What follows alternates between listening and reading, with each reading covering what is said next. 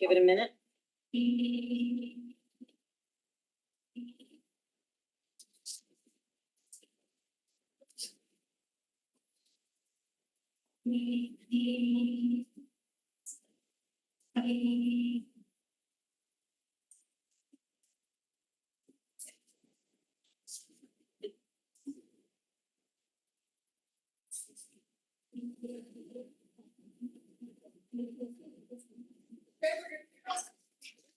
All right, so we'll move to item 3 on the agenda to hear, consider, and adopt a bond resolution referred to as a resolution amending and restating a resolution entitled Resolution Appropriating $2,250,000 for the Tide Gate System Project and authorizing the issuance of bonds to finance such appropriation, to increase the appropriation and bond authorization by $2 million to $4,250,000.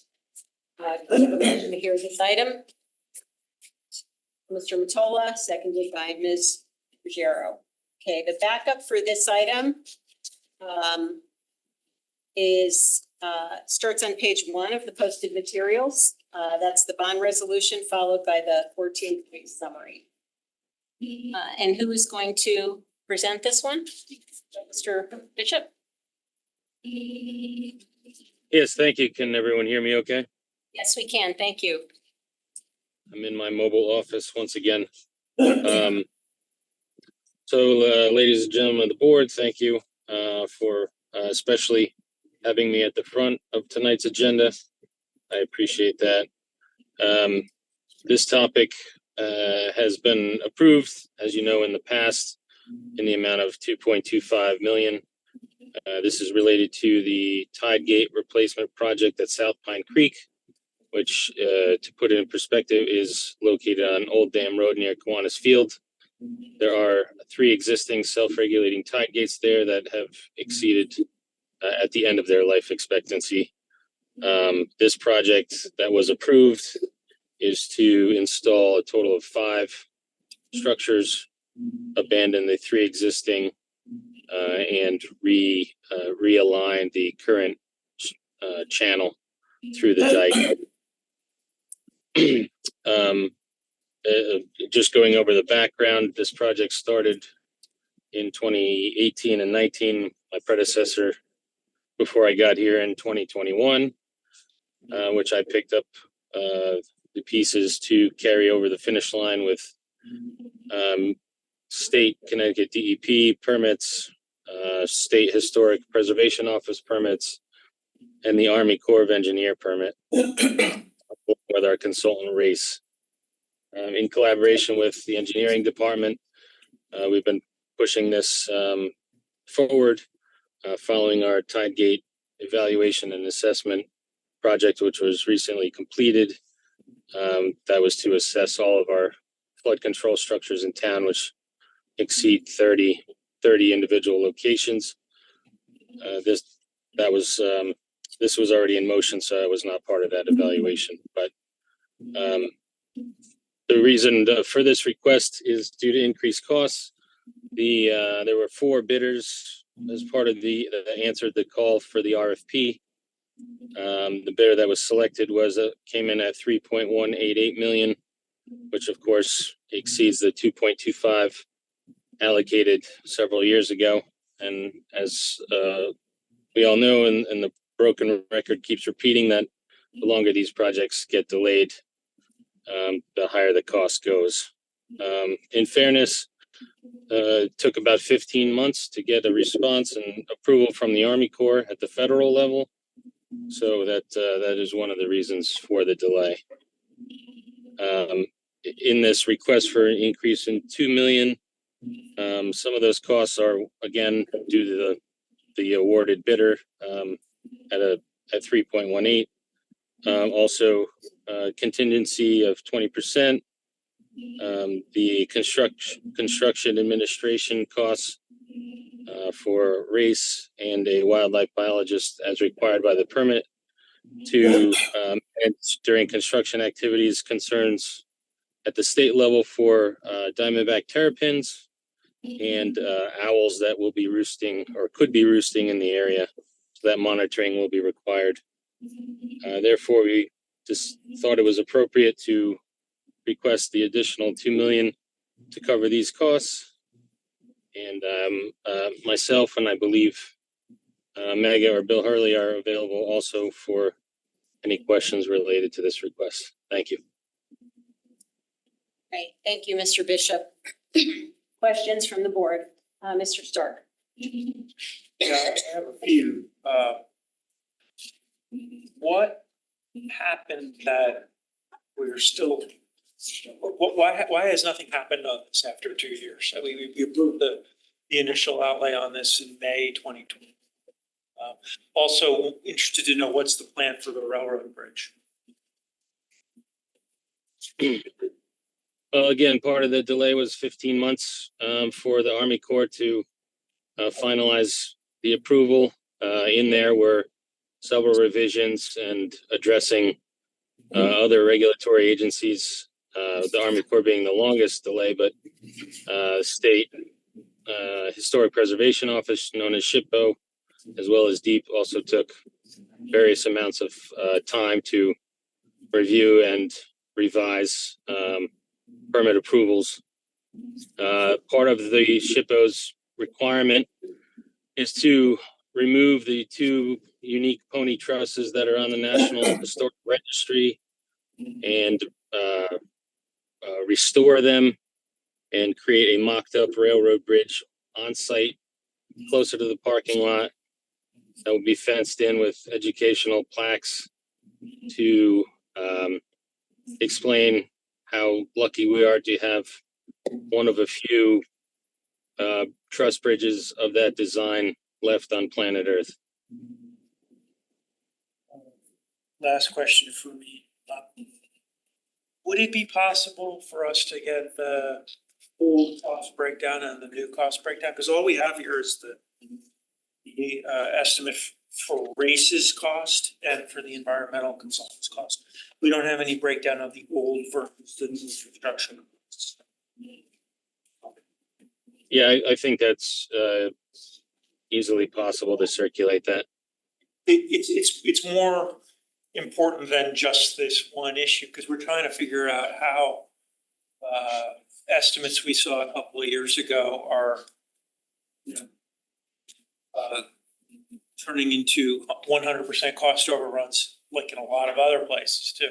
So we can kind of evaluate, what the materials and the labor were thought to have cost to, the original estimate on this one was 5 years.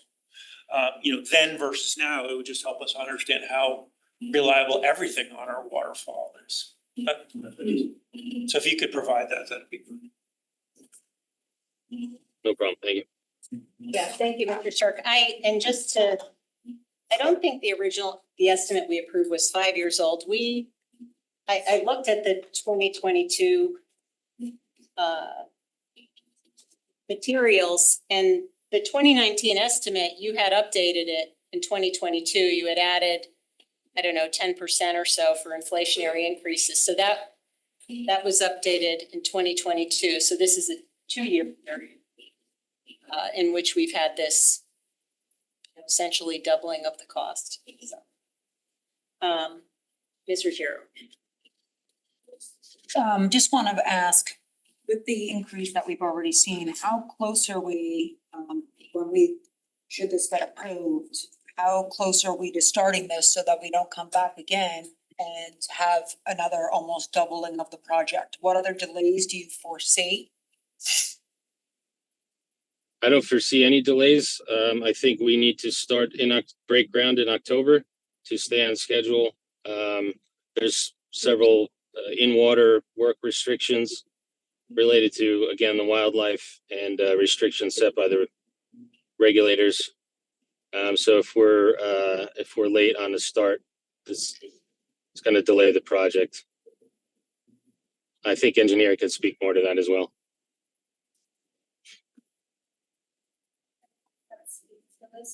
Yeah, so as Tim said, it should start in October. So 23rd of September is the RTM and legal. So we are looking to start in October. October, November, we will get the protection plan. This is why we are hiring a wildlife biologist to prepare a protection plan for the turtles and owls. So we should start in October, not delay. If you go further beyond November, then it will further delay the plan because wildlife biologists will not be able to protection plan for us. Why can't they start that today? Or why haven't they been working on that? It was already approved for $2.2 million. So why are we waiting to start that work? I'm understanding your question because we are waiting for the approvals from the boards. Because we received the bids recently last month, and then because of the board approvals, we are waiting. I know, but you were approved for 2.2 million. Tim, do you want to answer that question? What has been done? Like, why hasn't that piece been done already?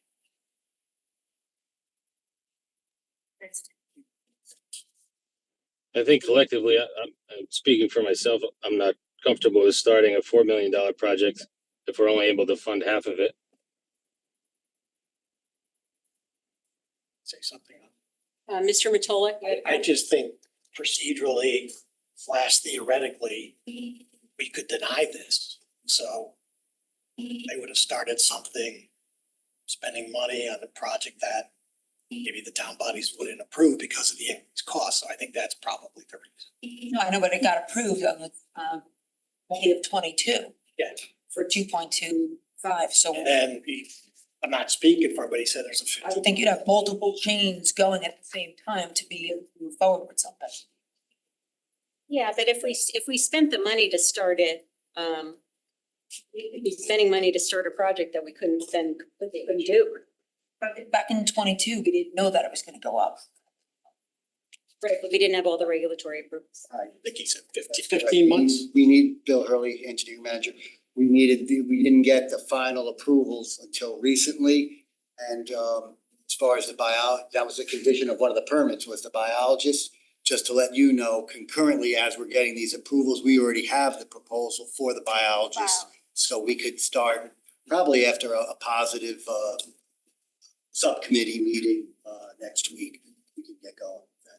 So I just want to add, for biologists, we will be hiring after September 11th, after presenting the contract to the Board of Selectmen for the biologist contract, and then we biologist because as per his recommendation, he should start preparing the protection plan in September and October. So that's a time period we have to prepare protection.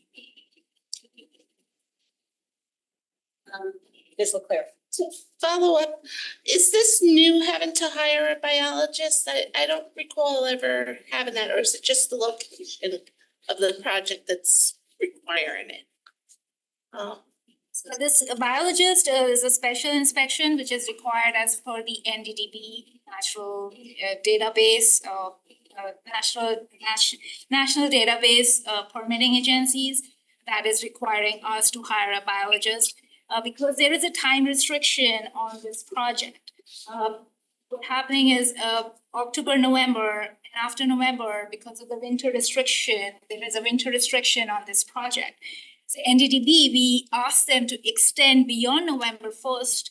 So they asked us to hire a biologist to prepare a protection plan and give it to the permitting agency for the approval and to also approve to continue this construction. So this is why you are seeing now as a biologist, because it's part of the extension of the construction time. And do you have an estimate of that cost, that particular? Yes, biologist is around $8,000. So, so I guess I had a general question that I wanted to follow up on Mr. Starkey, is that because we're the Board of Finance, we usually get the budget, and that's the most important piece that we look at. And this packet we got didn't include either of them. It mentions it, so I know they exist. But it's very hard to understand why things changed, what was originally proposed versus what we have to pay for now. And or whether it was just a rough estimate that we approved and that's why there was no contingency or so I guess that's my concern here is I don't want to hold up this project because I know it's important, but I really don't have a good feel for the costs and why it's increased in this way. Yes. Thank you, Ms. Leclerc. Mr. Curley, you have a follow-up? Yep, thank you, Madam Chair. It is a follow-up to that point. I just want to make sure, since we don't have the budget, I wanted to try and put the puzzle pieces together. Mr. Bishop, I think you said that you had had 4 bidders respond and that the winning bid was 3.188 million. The total ask is 4.25, so that's a little over $1 million for contingency and these other expenses. Understanding that breakdown is important, but a 20% contingency is higher than what we typically would see. So I don't know what it is about this project that would suggest that a higher contingency is warranted. So if you have any thoughts on that, that's insightful. Thank you. That was just a number that was developed between us, engineering and public works. I think based on Mega's, correct me if I'm wrong, was that a number suggested by Race? Yes, so I did discuss the contingency with the consultant raised. Nowadays, it's between 10 and 20%, 20% being highest. The reasons we are keeping 20% is because of the foundation. It's piles and water restriction for the coastal dams. We don't know what unknown we will encounter because it's a foundation work. For the in-water work, we are having coastal dams, which is another UNC we are putting, so the foundation work. Then we are also putting 10% contingency for environmental restrictions. Because we will be testing the soil, hopefully the sediment, so that will be other environmental work. So that's 10% that we are keeping, and then any backfill material, any excess material that we are also keeping. So you've got 2 contingencies, a 20% and a 10%. So you've got a 30% contingency. No, we are keeping almost for the 10% for the environmental and 10% for the backfill material that could be required if there is a environmental restriction that the contaminant and has to be disposed of. So keeping 10% for the foundation and backfill and 10%. So again, to reiterate Ms. Leclerc's point, having the detailed budget would be helpful to understand this, because as I'm trying to verbally put this together, I'm seeing a big cost of 3.2, a total cost of 4.2. The delta is a little more than $1 million. A 20% contingency on 3.2 is 640,000. I'm still trying to figure out where the other 300,000 is going. And I heard there was 8,000 for a study, but that's a far cry from 300,000. So And then you add Race. I'm just trying to figure out how to put the puzzle pieces together. Not getting it. The only other thing I can think of is that it was mentioned before about that historic bridge. And so there's extra care that has to be taken on that. If the thing starts to fall apart, they might have to do extra bracing. So we threw it in there, they threw it in there as part of the cost. So if I understand correctly, while we're approving a certain level of funding to the extent that the actual expense comes in underneath that number and they don't need the full contingency, the town will not bond the full amount, correct? Correct. Okay, thank you. Thank you, Mr. Curley. Mr. Walsh? This is literally the only thing we have on why a project is done. Like, how did you guys think that this was ever gonna be about? That you would not provide us with numbers? Phil, did you look at this before it went out? I mean, how are we supposed to examine this or analyze sufficiently without seeing numbers? I just don't even understand how someone could think that this could even pass with just this 14-point write-up on a project doubling. It's insane, to be quite honest with you. I don't know if I've seen anything, to be quite honest with you, flimsy that we've gotten without proper numbers when something doubles in price. There's a reliability, under the reliability of costs, it says that in 2019, the cost was $2.25 million. So where's the number, the extra 10%? No, I think Was that was the wrong? 2022 number. Is that wrong what they wrote here? Yeah, and from what I looked at in the 2019, I went back and I looked at the backup for 2022.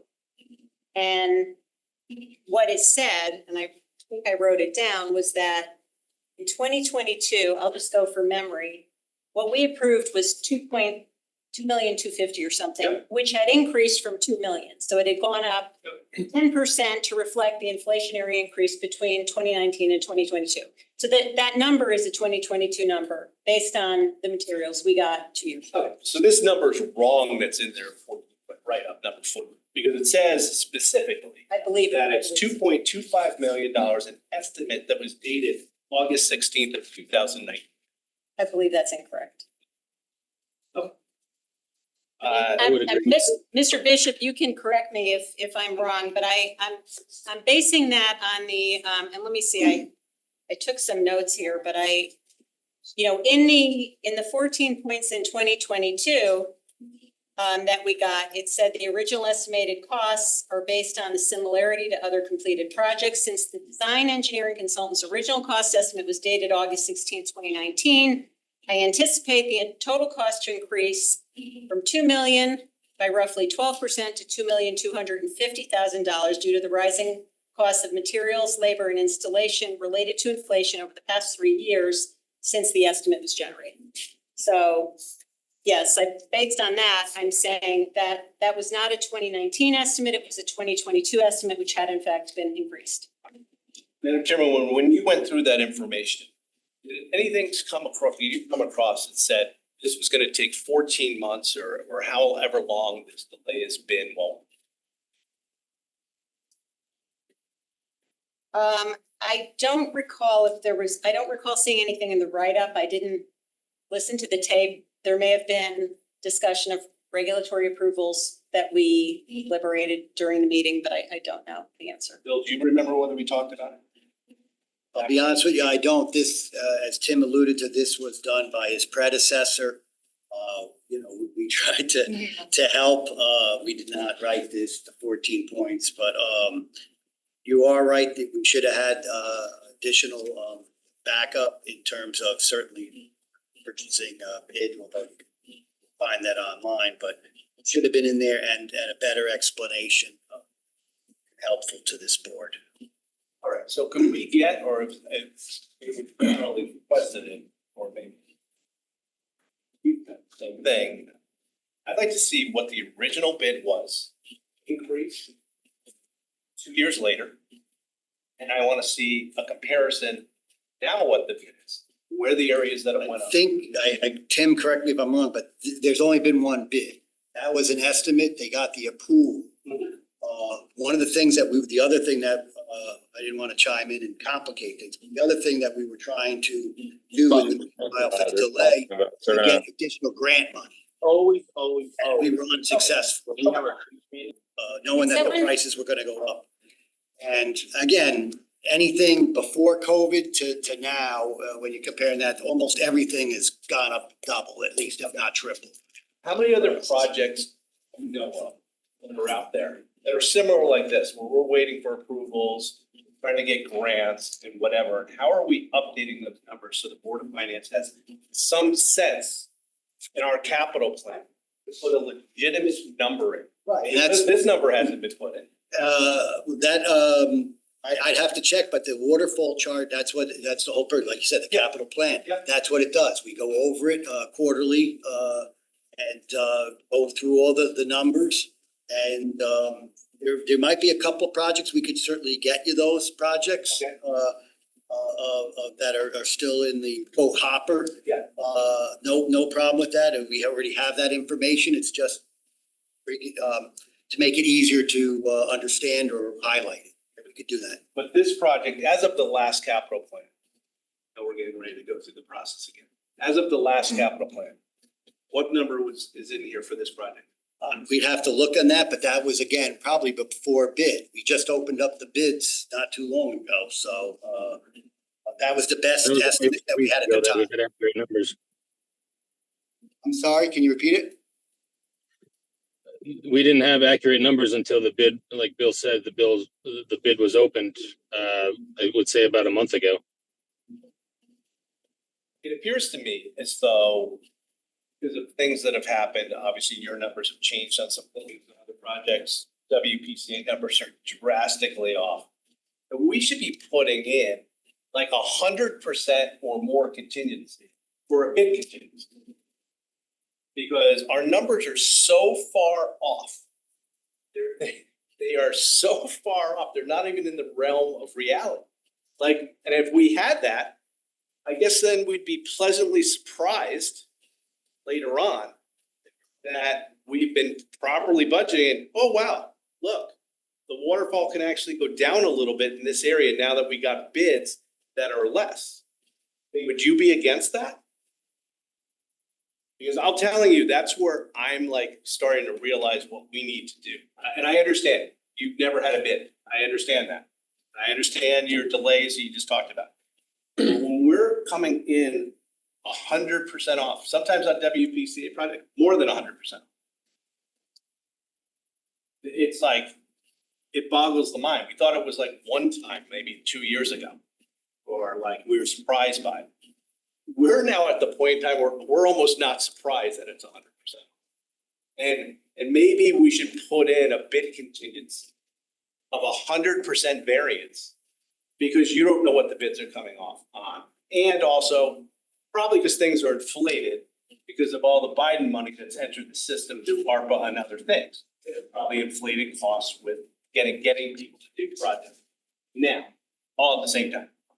Well, I could comment on a couple of things. One is the state, in even their bridge programs, they're using numbers of 30 and 50% contingencies where typically they would only use 10%. Okay. But like you said, the bids are all over the place. And it also matters how often or how many bidders bid on a particular project. Okay. On this one here, we've bidded, I believe, 3 different times. This was the third time. Was it on this one? I might be confused. Never mind. No, not this one. Yeah, it was another, that's later tonight. Where we had, 3 different and we only get 1 or 2 bidders. And it's very frustrating, but we put the word out and again, a lot of these companies, they either want to bid with an extremely high bid price or they're not interested or there's too much red tape or whatever reason. They have too much business. They can put a high number in and take it, they'll do it. The ones that are pre-COVID definitely are gonna see larger increases. The ones that are more recent, probably less of a contingency because they're getting at least in some cases, some of the costs are leveling off. And every month, state puts out an estimate of costs. DOT puts out an estimate of costs for those type of projects. This one was a little, obviously different. It's not a standard DOT project. I would suggest in these write-ups, when you guys do them, that you should put some type of timing on how long it's gonna take to start the project. We should know that so that we can put our inflationary numbers in there. To be quite honest with you, I thought this bridge was done. To be honest with you, I thought we had new title deeds already.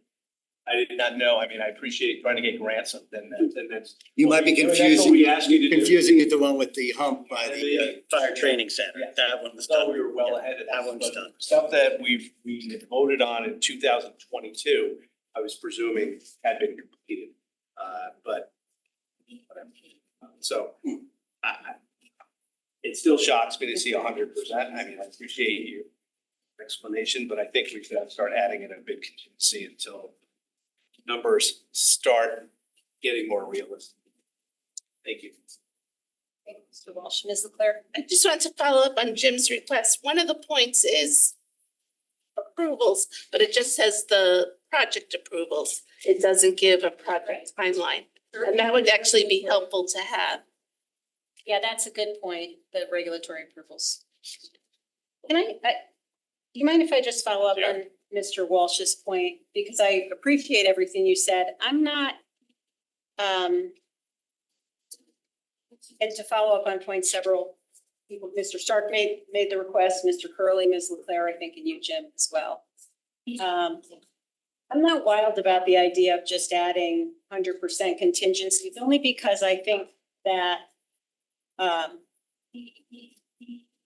has the effect of I don't know, it doesn't really promote accountability in my mind, for one thing. 2, the extent we're inflating estimates, we could be inadvertently crowding other things out of the capital plan unnecessarily.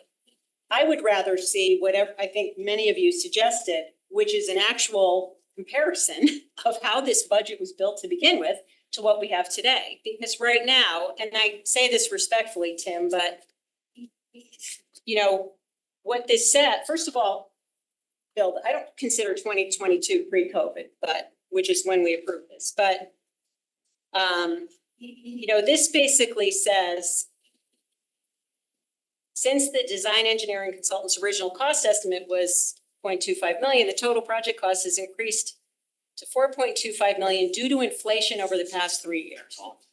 So that just, maybe that's accurate, maybe on this type of project, I don't know, whatever components, commodity costs, labor costs, maybe inflation has been 100% in the last 3 years. I don't know if that's true. Maybe the scope was not done properly at the beginning. Maybe whoever did that or who we paid to help us with it didn't get it right. Maybe, I don't know. But we have, without being able to see that side-by-side comparison, we're just saying, we're just throwing out this thing, well, it was due to inflation. And clearly it's got to be more than that. So maybe it's the impact of contingency, or we added in other things that we didn't anticipate. I don't know if we had, you know, costs for race in the original estimate or what. But the question of contingency is a legitimate one, and maybe that gets bigger, you know, as we learn more and understand all these unknowns. But I don't think that should replace the need to have comparisons. What happened here? Certainly when they're this large. So I just leave it at that. Mr. Gerber? I mean, like to temper expectations, and Bill and Mega, if you could weigh in. When you look at bids side by side, you have 4 bids or 5 bids side by side. The lines can vary so incredibly much. I'm not sure you're going to get what you think you're going to get. I mean, I would imagine Bill and Mega attempt to do a high level, but every time I've tried to dig into why this line is 300% or 400% more with one, you know, bid than the other, I've gotten, they look at the bottom line. And so I'm not sure it's going to be terribly useful taking the winning bid line by line and comparing it to the original budget, but we can present it, right? But I'm not sure it's going to help. Yeah, and I appreciate that. I'm thinking back to when we had this conversation on the HVAC project, which was a similar order of magnitude. And we did get a pretty detailed comparison. I think we learned a lot from that, right? We understood that we relied on a conceptual design, and we looked at air conditioning versus indoor air quality. And so there were a lot of reasons that really didn't have to do with inflation, you know, and at least we got our arms around it, and we said, okay, next time we know that a conceptual design is not good enough for a project of that magnitude, so going forward, we're going to do it a different way. And so all I'm suggesting is that, you know, I don't think that you guys should be doing this for our benefit. I think it should be done so that, you know, the people that are accountable for these projects are really testing kind of what went wrong, and, you know, was it a problem with the original estimate? And maybe so, maybe it was just and based on what I read before, it sounded like the original estimate was based on a high level comparison of what we paid in the past for another project, which may have been a really bad way to do it. Okay, so that's the answer. The next up, we're going to have a project which actually they hired two engineering design firms who spent significant amount of time on East Trunk, and they were off by almost 100%. You know, like there are certain, I wouldn't expect too much, but if there's a high level cause, like we left something out of the scope, we should definitely be able to capture that, or materials inflation or something major, but it would be hard. I just want to set expectations. I don't think you'll be able to do a line by line sort of. Understood.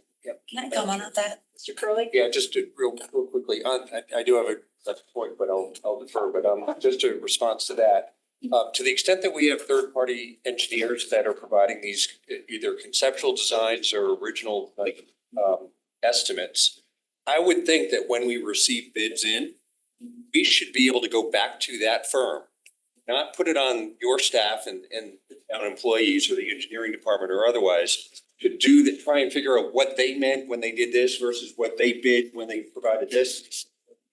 Let's go back to the original design consultant and say, your bids, your estimate that you provided was 50% of where the numbers came in. Help us reconcile this. We need their help to pull those numbers together. That's where we should be going to get the reconciliation. So, and I'll defer to the others. I do have one. I just wanted to comment on that. As a finance person, I find that statement actually outrageous. I mean, how could you not compare? Somehow, this was brought to 3 different bodies of this town with a $2 million estimate. 2.25. There was assumptions made. There had to be something put into that estimate that came up with that number. And there has to be something that shows how we deviate from that number. That to me is basic finance. Tell me how that's not finance. If that's not finance, I don't know what this is. That's not actually basic finance, because you put out a bid and you get a number. And how they stack them, I mean, I don't know. Well, I don't think they stuck their finger in the air and get. No, they the number out of the develop air. a number and they don't. Where did that come out of? They don't necessarily, I've only been in this office for, 9 months now, but I've been through this several times. And if you look at the same, the same project and the 5 bidders or the 4 bidders, they fill numbers in. They're not out there telling you how they derived those numbers. You bring them in and you make sure that they understand the scope. And it's the bottom line you're looking at, and you go with the low bidder unless they're, unless they. But even if there was changes to it, for example, we found some environmental stuff, or there was wetlands in there that we didn't know about, or there was contamination, at least there's an explanation that would walk us through why it increased this much.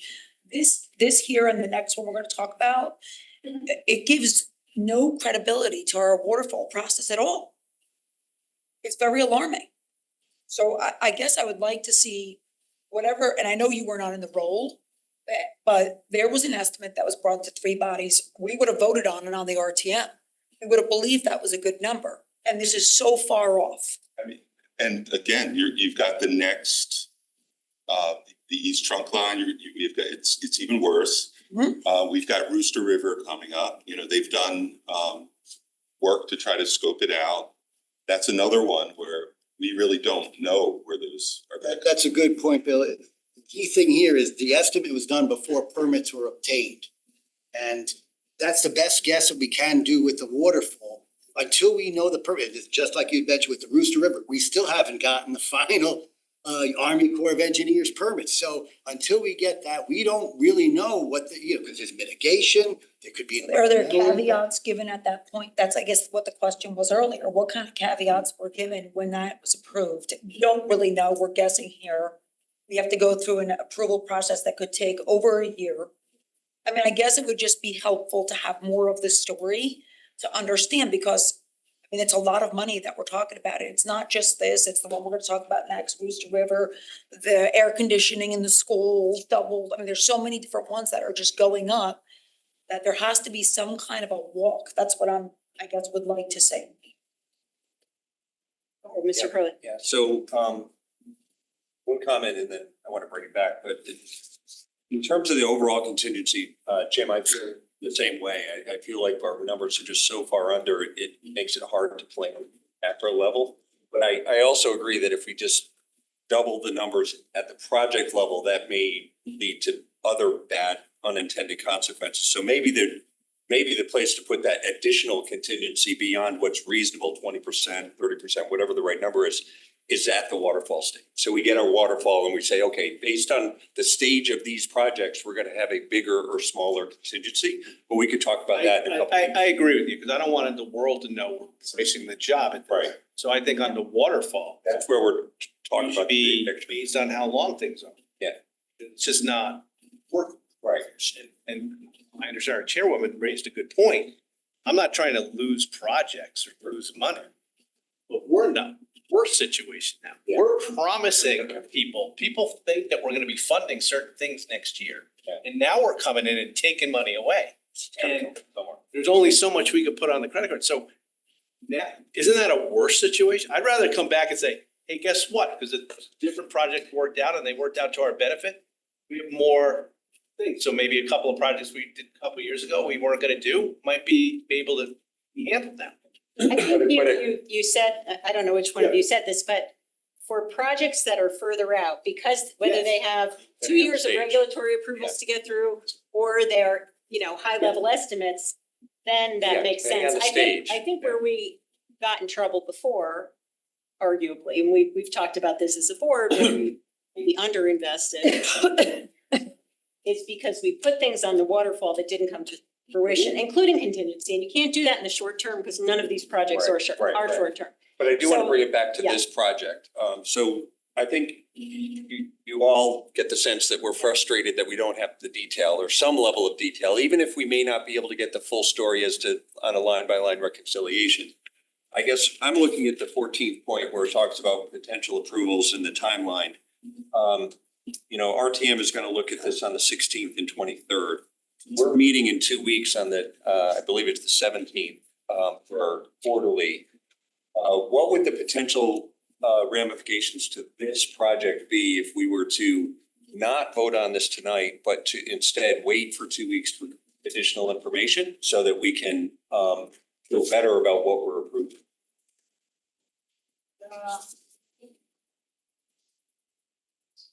Wildlife biologist, we have to start doing special inspection for the protection plant, even with permitting agencies. Right, but you talked about not doing that until you have approval. You're not gonna get 11 RTM months. approval until the 23rd. We're meeting on the 17th. With the pecking order, if the RTM subcommittee is willing to hear it before you guys formally approve it, like obviously you would vote on it before the RTM, then we don't miss the cycle, we don't miss anything. I don't have an issue with that. I think if you took a sense of the body, I think everyone said they felt like this was a project that is important. It was previously approved. It's the numbers that we're struggling with. And in good conscience, I think it's important for us to understand the numbers before we can vote. But I do think the general sentiment is that this is a project that's worthy of support.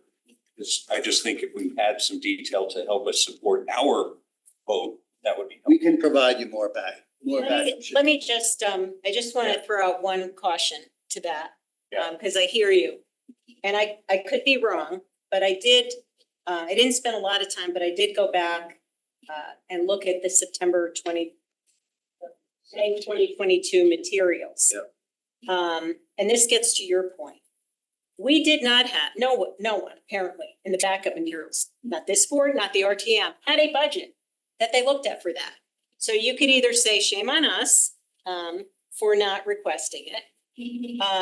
Or, I've sat here and we've had some arguments, because we've gotten inadequate backup, but we've had the town, the administration telling us we have to do this for whatever reason.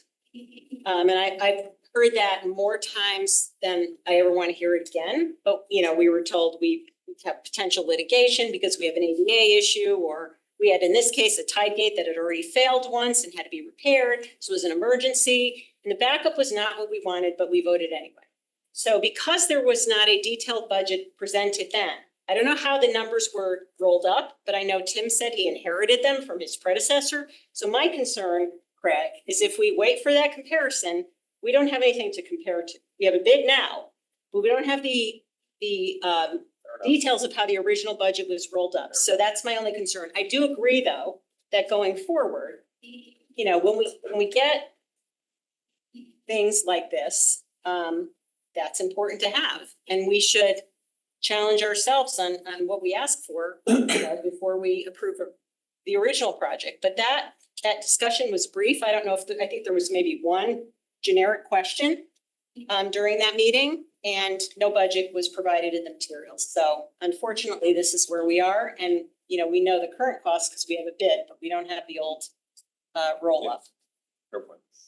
Mr. Penley. I agree with you on that, just from what we're hearing, it doesn't sound like we're gonna get much of a budget to look at. So, kind of, doesn't really matter, because it sounds like procedurally, it's not gonna create a problem, if we want to fund it, but it doesn't sound like we're gonna get much information to look at. I wanted to ask you a follow-up question about this, because it sounds like if you put the original cost estimate against what you're getting now, there's gonna be no way to make sense of it, and it certainly isn't inflation at this number, right? Just inflation. So you mentioned something about the number of bids you're getting, and that interests me, and I'm wondering if you give us any color around that, because it sounds like what's happening is that we're now in an environment where we're kind of at the mercy of a handful of contractors who can charge whatever they want. And this seems to be what's driving anything. So Region-wide, Rhode Island put out, I think, a 50 or 500 million bid, and they got 0 bids, and then another one, they had 1 bid. We were talking about $500 million and one company bids on it? yeah. So and 4 bids is what you said you got on this last one? Yeah. Is I that, believe that's the case, yes. so I'm like, is that a lot or a little? I really have no idea. Is it? 4 is actually pretty good nowadays. More day and age for. Better than one. I'm hearing 1 or 2. Well, it's just, I would say just my, I agree with you. It doesn't sound like we're gonna get much. If people want to push it, that's fine with me. But, just getting a document, a very brief document that says it's a 90% increase because of inflation is, just to leave the record like that, it's misleading. So hopefully we get something that we can, add to this record. But it doesn't sound like if we do, it's gonna be super informative. So there's clearly other factors that we can't necessarily reduce to paper on an original process. Ms. Leclerc?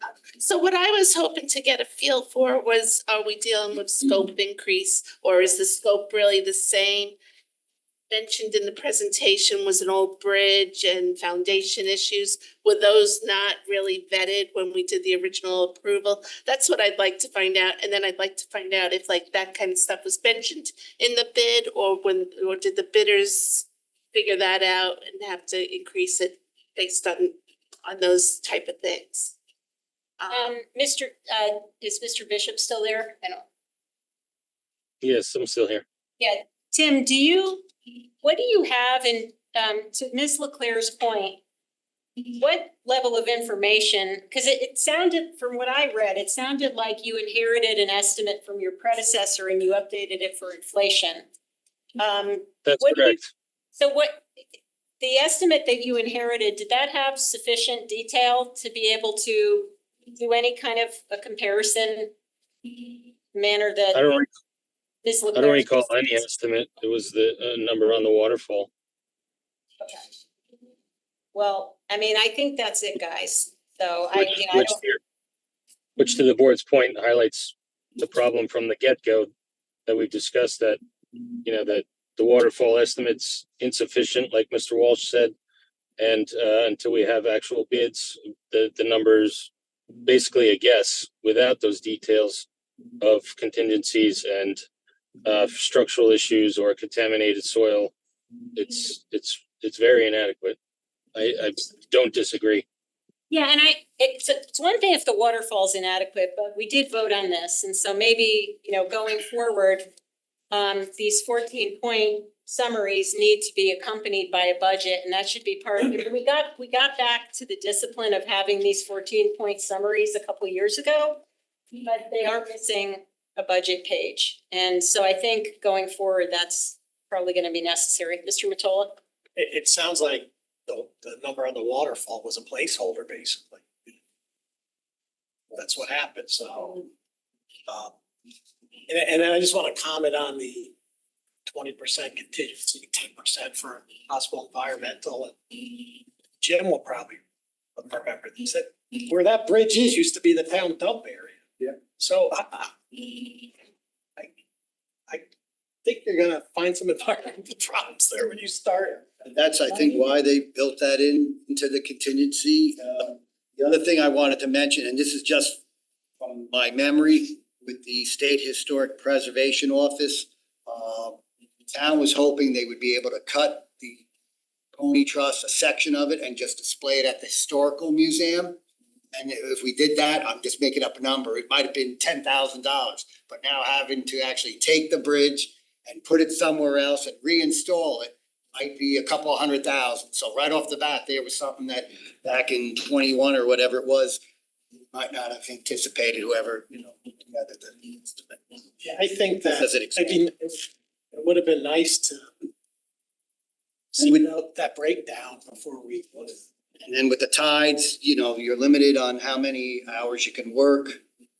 And if you get an excessively high tide, that could do damage to your cofferdam. So there's always extra costs in there that contractors will put in. So I think we had two takeaways. One is I think Ms. Leclerc's suggestion was a good one. Under other potential approvals, when these items come up for a vote, we should include permitting, regulatory approvals that are required that would, give a sense of the timeline and its potential impact on the budget. And secondly, an actual budget sheet that shows the roll up of how the cost was derived. Is that? So in the interest of time with our Yes. agenda tonight, can we call the question? Yes. Any other comments before we vote on this item, Mr. Walsh? Just, I hope everyone understands, I think when we're gonna be having increases, I know there wasn't substance, now it doesn't seem like there was a budget. Just a number pulled out. And if that happens, I think in Fredo, you've got to say that the previous budget was pulled out of the air. And if it wasn't, you need to attach the previous budget and do a comparison. I think that's what- I agree, and Yeah. being honest with Yeah. David and his staff, and Yep. we have come up with, the rating, with the reliability cost estimate, 1 to 10. And we have a scope Sure. that, engineering and accounting or finance have worked on, so that when you see a number of 4, you know what it means, or a number of 6.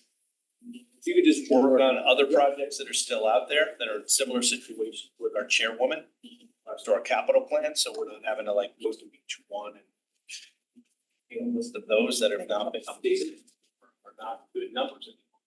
Yeah, and to your point, I think on the new rendition of the capital plan, there's actually a designation in there for for that exact thing.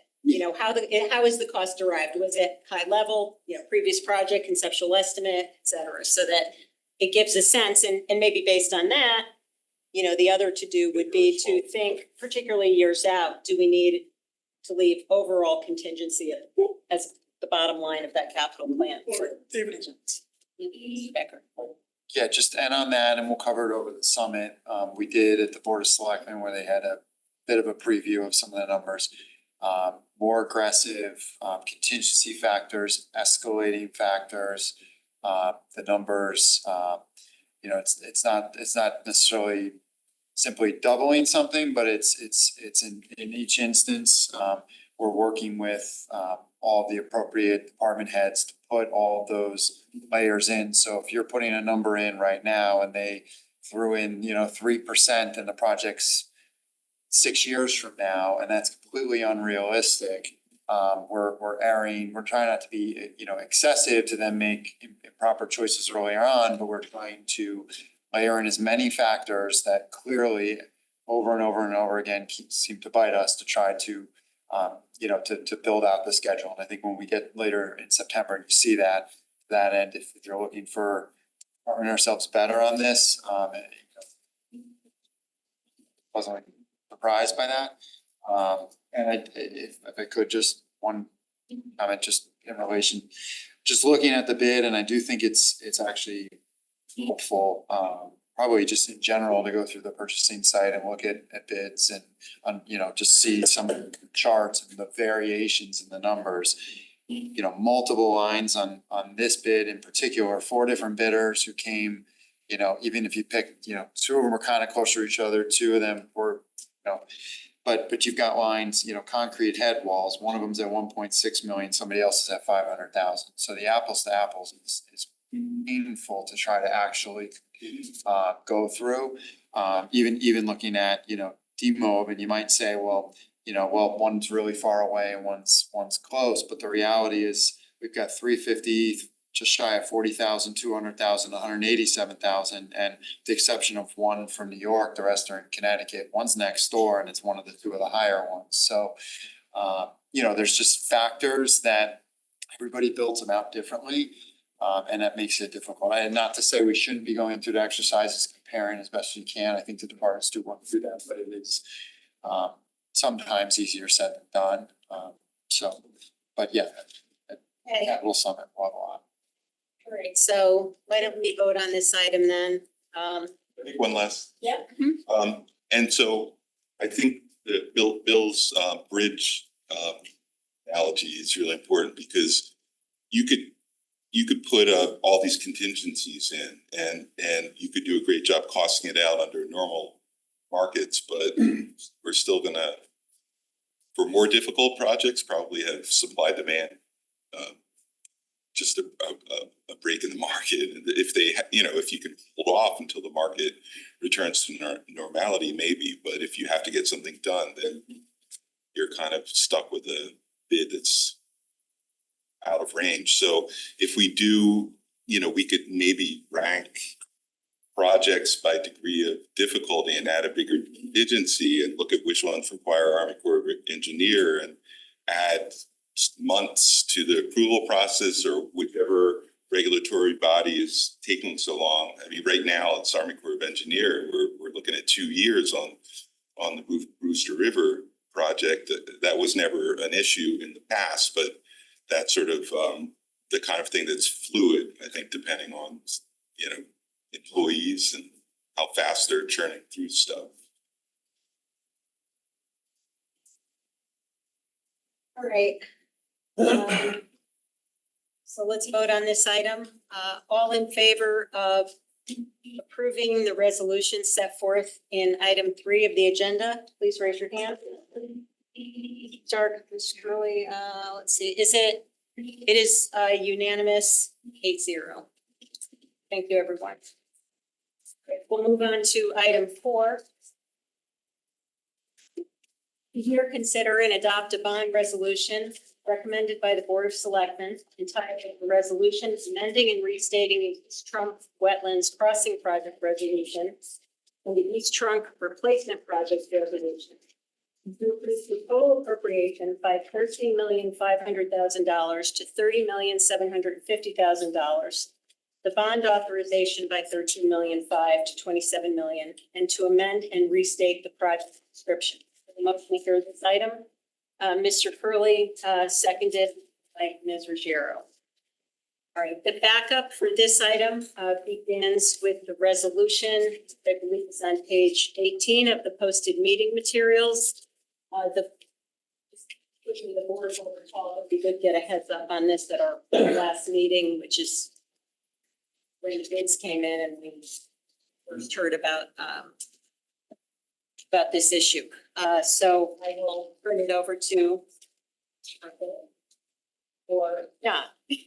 Well, Are you I gonna? would entertain any questions.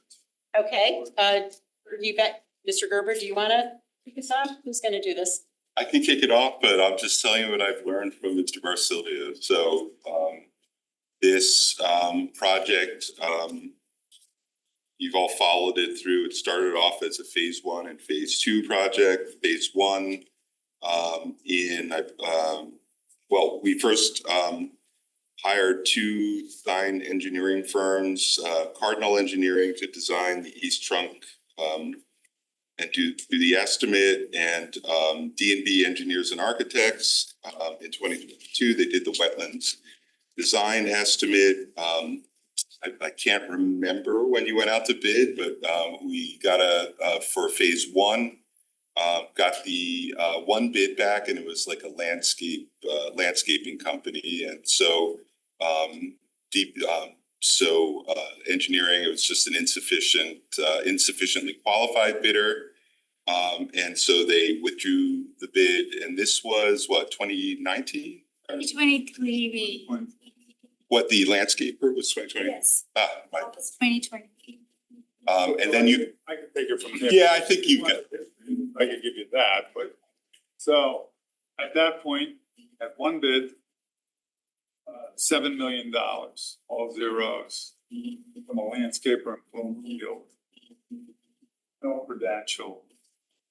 It was just throw in a bid.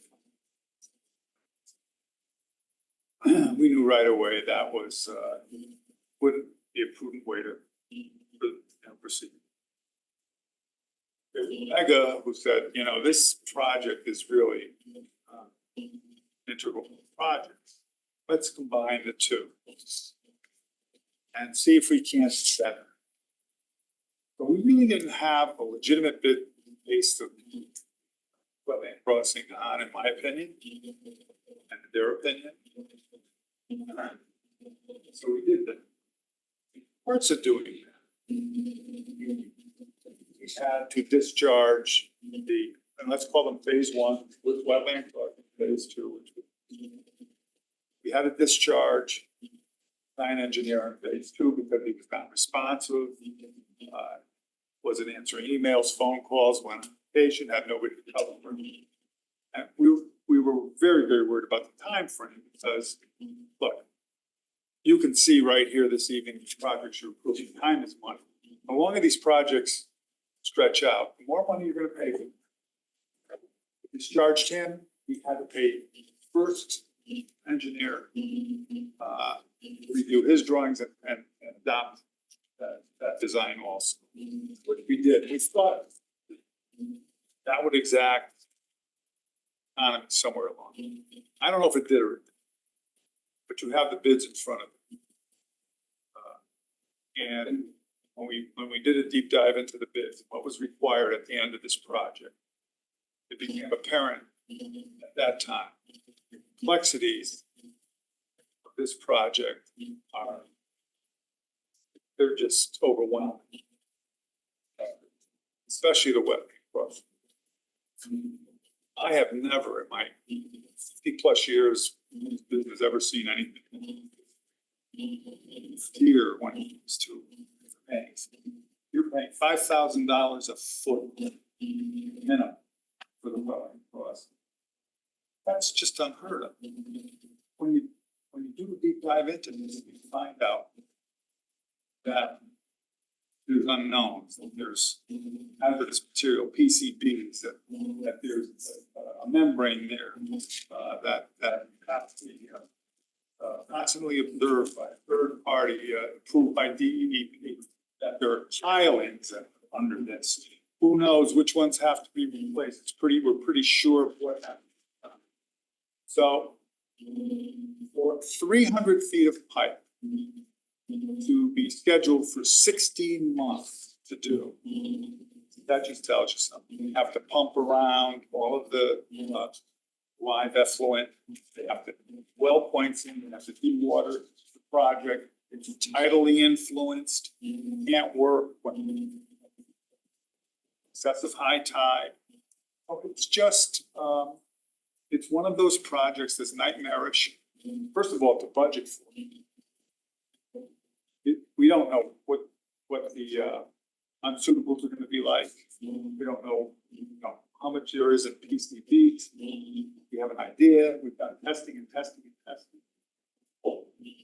I was very surprised and I was disappointed that it came inside, but I could understand a contractor looking at this project and saying, I'm not gonna take a chance on that. They're not in the business of risk. Now, if I get this job, this is what I'm going to have to get it. Now, we have some contingency in the project, or I should say allowances, that might give us a little relief. But can't bet. So I understand the disappointment of everyone here who looked at this project. And I can understand 6 years ago when this project started, it was before there was concepts that it would be kind of an ordinary project, and that was before we got a target on our back because of DCP's discount and everything. That just put us, target on our back, and the way we have to handle every project now, is going to result in this kind of exorbitant fees. And they're watching us, so there's just no getting around. So largely, that's what this is. Timeline. Unsuitable materials. Unique project. This is really. Those are the reasons for the escalation.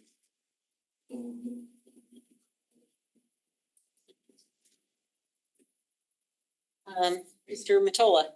So in the 14 points, number 8, this request, say, like Doctor said that there are a few alternatives that were brought up in the past. They are constructing a pump station instead of a sewer, creating a bypass of the flow pipe. One uses pipe and trenchless technology or do nothing. I don't think anyone wants to do nothing. So when this was all happening, is there any consideration to is that could be cost effective or is this and despite the high cost of this the way to go? There were efforts. An effort to look at precious technology. Yeah. That did not be rejected by the To look at, can you repeat that? trenchless technology. Okay. WPCA rejected it. How could you line a pipe that's looking? Yeah. I think a 33-inch with a 36-inch lining it, is 2 inches. We need to expand because of the development now, right? It's the bottom. Thank you, Mr. Matola. Mr. Curley? Yeah, it's just that, seeing that, Ms. Leclerc brought up in the last item, in addition to the approvals here, and I understand there's lots of unknowns, but what's the expected timeline? Like, once you get the town approvals in place, when do you actually break ground? How long will it take? When do you expect it? What's the project timeline look like? So the bid we have has been extended to October 18th. The bid has been extended. Bid, they'll honor the bid until October 18th. What is the scheduling timeline? 14 months? 18 months. 18 months for the whole project. So the bid gets at some point between now and October 18th, the bid needs to be accepted, signed, and followed up. And then they start mobilizing. What's the calendar? When would they start? When would the 18-month clock start? They're ready to start. I would assume they would start by November. Thank you. Thank you, Mr. Curley. Other questions? Mr. Walsh? Mr. Marsilio, thanks for explanation of this.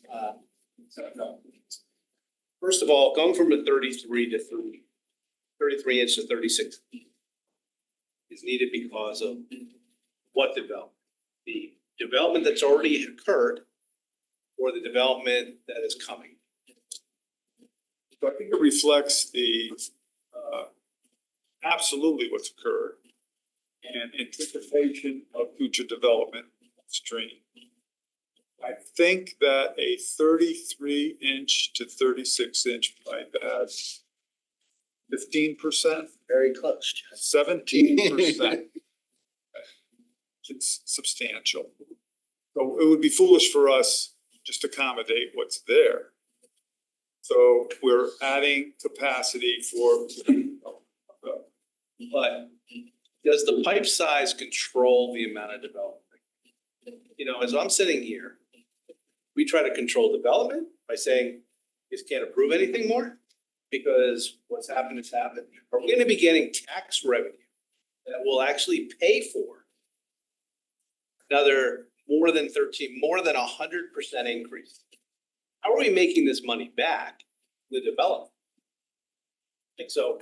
Like, or do we just say, hey, you know what? You can do what you want. We just not gonna be able to approve these permits to be able to use the sewer line. So look, because we can't afford it. I mean, what happens if it goes more than 17%? Are you gonna be coming back saying, hey, Jim, I'm sorry, I know we just did this 7 years ago. But you know what? I never imagined that the legislature would change it and you could have this densely enough housing that's now allowed 6 years later. And now we need 27% increase, not the 17%. And we gotta do this all over again at a much higher number. Yeah, so, you know, that pipe starts at the wastewater treatment facility. Yeah. So capacity of the entire collector system is something we would have to analyze if to answer your question. But this is only one portion of town. Yeah. There's 4 trunk lines in town. There's this trunk line, there's one that goes up Kings Highway, which is upstream from this one, and then two on the west side of town. So if you're asking me the usage that goes through this pipe on this side of town would be inadequate short term at 17% increase, I would say to you, I don't know what they're gonna do. It's a lot. It's an awful lot of capacity. It really is.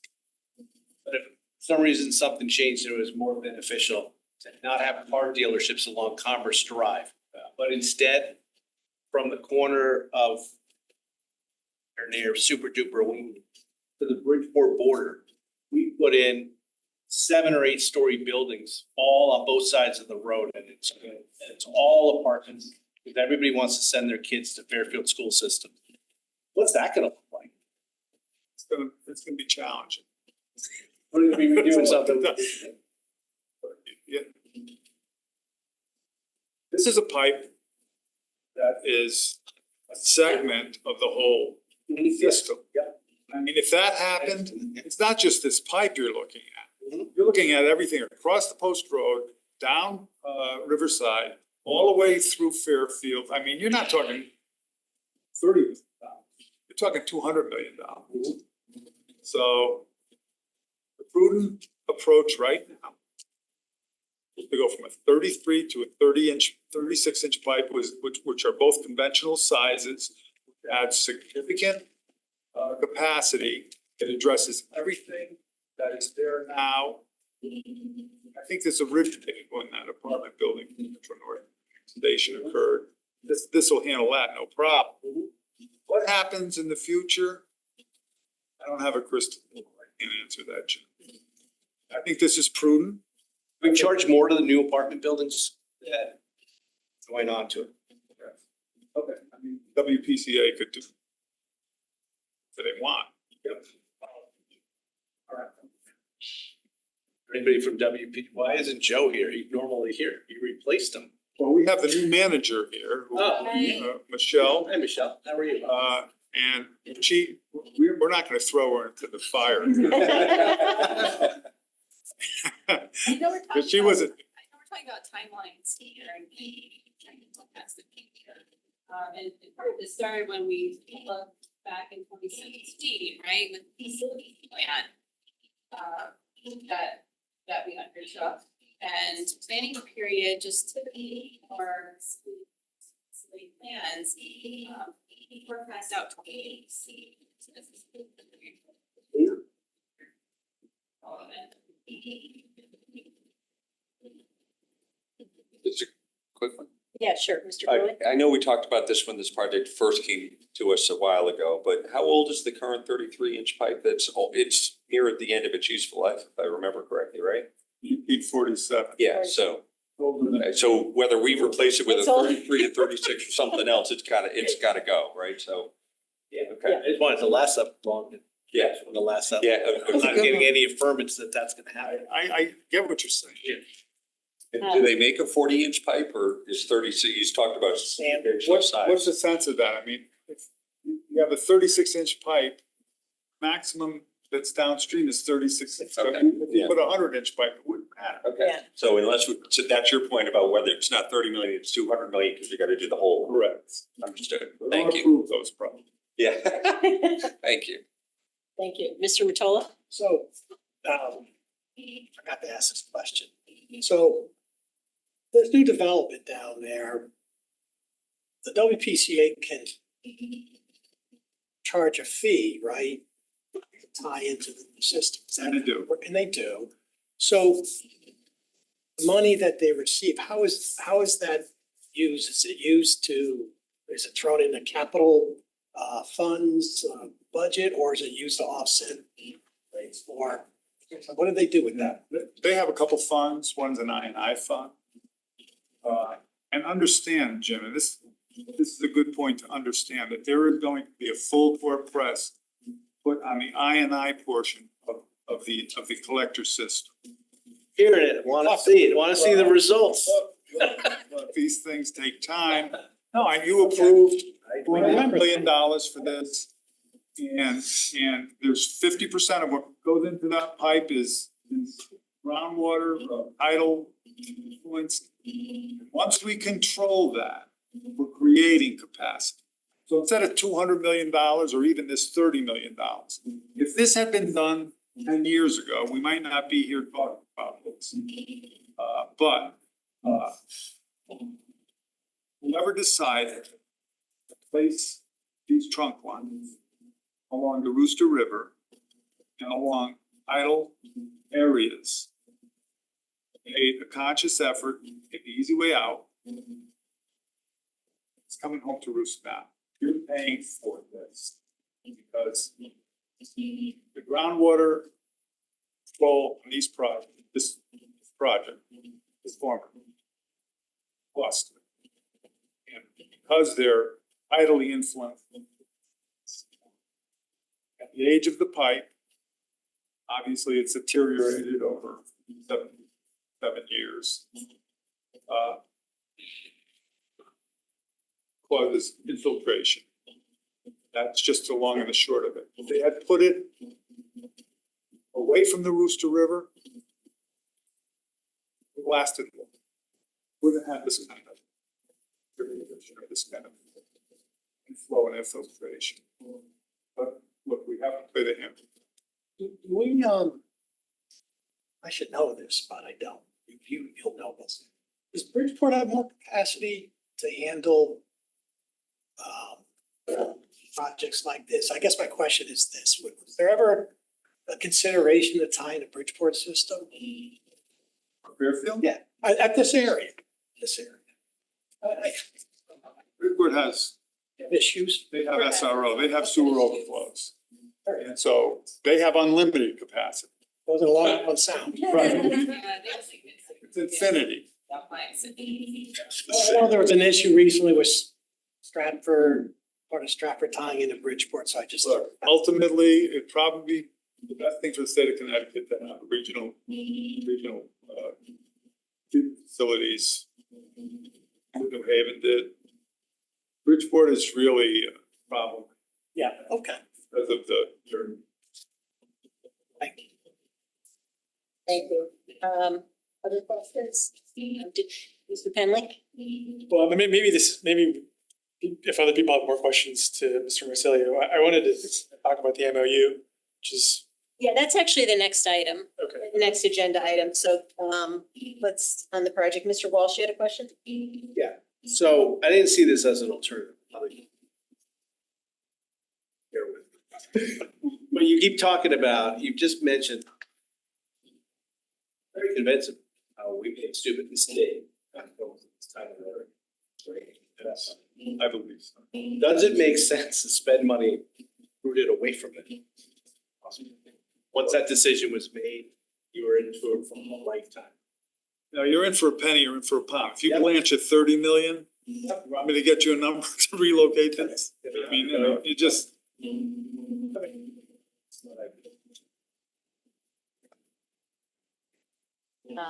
Mr. Gerber? Couple of points. One is, I'm sure everyone read about the overflow that is suspected from this pipe, right? The outflow, the environmental issues. I think that was Is that in the backup? Kind of, not Some descriptions of potential environmental issues. The thing I just wanted to mention is that WPCA, you probably all know this, has been approving projects subject to this pipe being built. So Metro Center is sort of dependent at this point on this getting built. We also have some grants tied into it Yeah. too. Other questions? You've never heard of it. What a student. Idiot. All right. So that was item, okay. All right, are we ready to vote on this? Okay. So all in favor of approving the bond resolution set forth in item 4 of the agenda? Please raise your hand. Okay, it is unanimous 8-0. Thank you. All right, so we'll go to item 5, related items. This is the supplemental resolution that also covers the MOU. So item 5, to your consider and adopt a supplemental resolution recommended by the Board of Selectmen, including a resolution amending and restating the East Trunk Wetlands Crossing Project Resolution and East Trunk Replacement Project Resolution to increase the total appropriation by $13.5 million to $30,750,000, bond authorization by $13.5 million to $27 million, and to amend and restate the project description. Can I have a motion to hear this item? Mr. Curley, seconded by Mr. Mottola. All right, so the backup for this item begins on page 26 with the MOU, and page 28 with the resolution.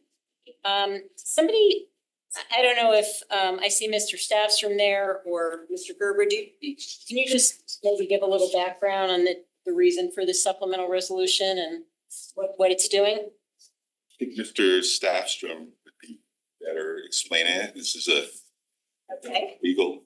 great. Yes. Welcome. Good evening, all. Nice to see you all. This resolution is very similar to what we've done in the context of other WPCA projects. And in fact, there were MOUs for the 2 prior projects that were approved that are now combining. You know, we started doing this a number of years ago, where the WPCA, where the town was actually issuing bonds on behalf of the WPCA. And as with many of our other clients, there is an internal memorandum of understanding between the town and the WPCA. The WPCA, as you know, is set up as a separate enterprise fund in Fairfield. In other places, it's a totally separate entity. But so the WPCA clearly, the town articulates and the WPCA agrees that the WPCA will be responsible for a portion of the debt service. So in this case, although the town is going to issue $13.5 million of the $27 million bonds, on behalf of, the town's going to issue the entire $27 million of the bonds. The WPCA is agreeing through this memorandum of understanding to pay the debt service on $13.5 million of those bonds.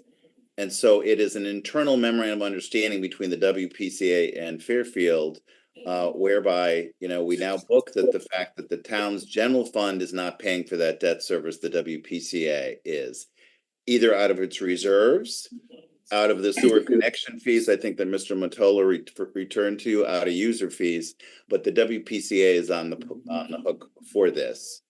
And in this particular case, the town is agreeing to fund from the general fund $13.5 million of the bonds that the WPCA is not responsible for paying for. And I think the theory that's been articulated at the Board of Selectmen and elsewhere is that this is not just a WPCA project, and in fact, it is an economic development project and other things that is fostering the growth of the tax base in the town. So this is the type of thing we have done before. The Board of Selectmen obviously has passed this. You will pass this resolution on to the RTM. What it does is it authorizes the first selectman to actually sign and enter into that MOU. Okay, thank you, Mr. Staffstrom. And I don't know if I don't know, Mr. Gerber or Mr. Becker, so that the nature of the project hasn't changed, but now that the cost has increased, we're now splitting it on the basis that it's an really an economic development project and a WPCA project. So the nature of the project hasn't changed, but now we've split the costs because the price tag went up. So could you maybe kind of talk through the reasoning there? I mean, this follows on a lot of discussions we've had over the last, I think, maybe year, and even before I started, I remember you talking about how to split, that there should be a split between the town, and there, in order to accomplish what we need to accomplish, there really has to be a split between the town and WPCA, so that rates not so high that they, are like the highest by a fact, by a multiple in Connecticut. So this, the discussions that we've had on our waterfall were, if we were to spend WPCA's money, we would run out and then we would flip it over to the town. Rather than do that, looking at this, this is very visibly an economic driver for the town. And without, as bad as this pipe is, without that economic development, I don't know, we could probably last longer with this pipe infiltration and all. But this pipe does take effluent from about 70% of the town. It's not just the Metro Center, so a lot of the development on the east side of town is dependent on this. And so it just seemed like, really a reasonable and feasible way to go about it. If we didn't do this, then it would be postponing this for a couple more years, and inevitably the town would be forced to fund these projects in order to make our system sustainable. Questions from the Mr. Pentland. So, I mean, that all makes pretty good sense to me. I just wondering if you can parse a little bit more the idea of like the policy behind when you're apportioning it to the town versus the WPCA, because here you just split it in half. And I'm not sure that actually corresponds to right, it is 50-50 on this. Yeah, no, so a couple of things on that end. So the plant upgrades, the INI, the force main, pump stations, just about everything, literally everything at this point has been on the WPCA. And those are, even if at some point, some of those projects due to the ability to pay shifts to the town, at this point, because we haven't hit that max threshold with them, they've all been going. Yeah, this is the first one that we've encountered that is clearly, in the current era of upgrading this, that's clearly got a component for both sides, right? So the next piece became that, and go back through some of the discussions at the WPCA, kind of starting to try to move, okay, well, when is the town gonna take some, how much can we do? And I think with the large additional amount of dollars on this one, that it was clear that this was the time that some amount was pretty clearly gonna shift or need to shift, and sort of was clearly explainable as benefiting the town very clearly from the economic development, even just permitting on these projects, a lot of revenue will come in. And trying to pace it with the WPCA with so much approved, even just in the last, 6 months that's been approved, the plans, INI alone, almost equate to the same amount of dollars over the next few years as this its entirety. So formulaic approach would probably be long-term, something that would be helpful for us to do and determine based on some sort of a metric. I hope that we get to that point. I mean, I would think with the WPCA manager, that would be an item. I think that as these boards, continue to have these discussions. Absent that, this was the overage, the numbers when you factored all the contingencies. worked out to be around that 50-50. The thought process is that we spend all grant funds, we'll spend all already authorized WPCA funds, and then the town acts as almost sort of a backstop on that, and then goes into their starts for the project, and then any contingencies up to that point.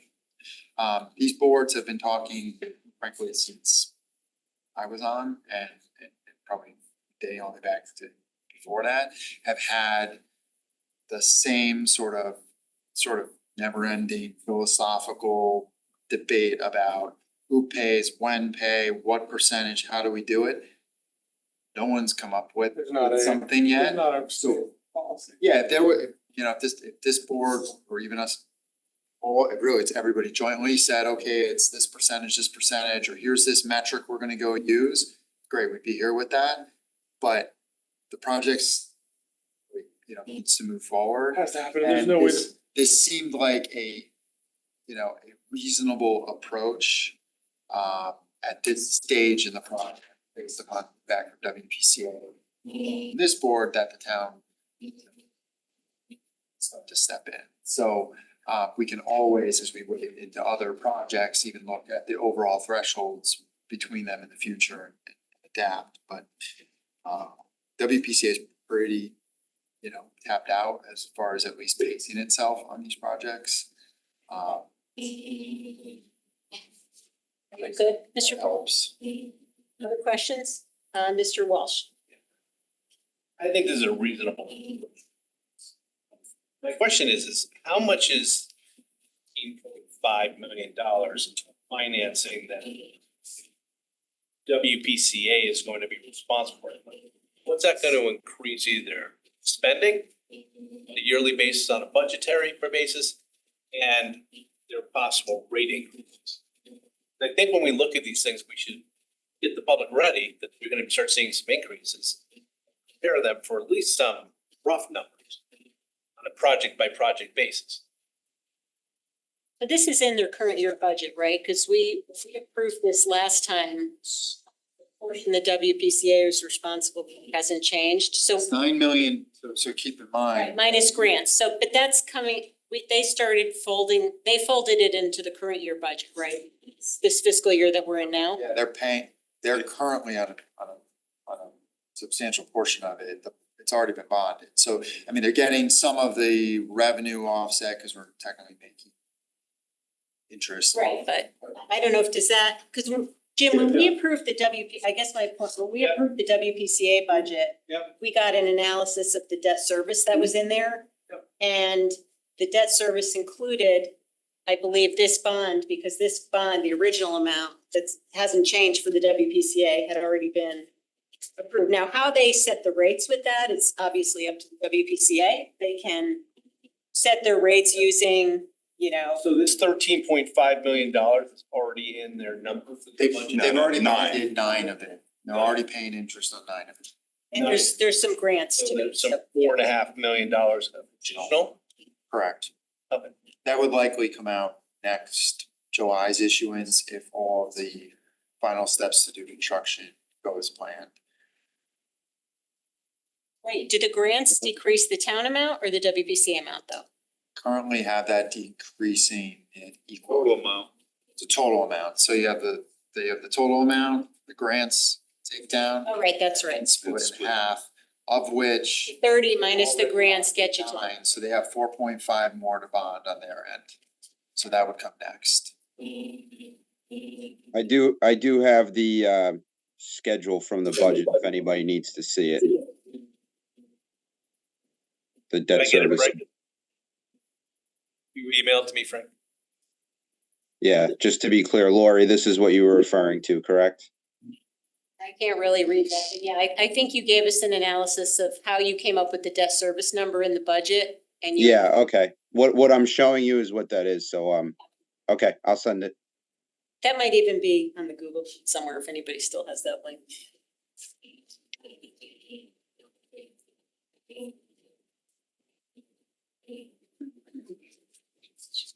Any other questions on the MOU or the supplemental resolution?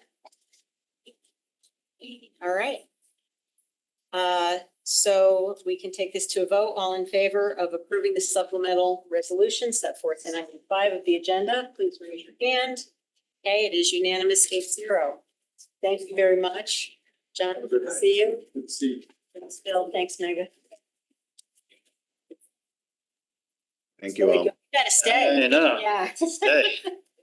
Just noticed. All right. Well, these are the easy ones. So item Yeah. 6, move to item 6, whereas the town of Fairfield has been awarded a grant in the total amount of $1,073,778 by the state of Connecticut as part of the Department of Economic and Community Development, whereas the grant requires funds from the town in the amount of $162,122 for the reconstruction of the lower wharf, including but not limited to stone retaining walls and replacement of public fishing pier. Now therefore be resolved that the first selectman be and hereby is authorized to accept said grant and execute any and all required documents to effectuate said grant. For this item. Ms. Ruggiero, seconded by Mr. Curley. Thank you. The backup for this item, I believe, begins on page, I think it's page 32. Mr. Curley, you want to take us through this? Yeah, sure. The board had approved $800,000, I think it was last year. We were anticipating what we call a SHIP grant, which was like an 80-20 grant.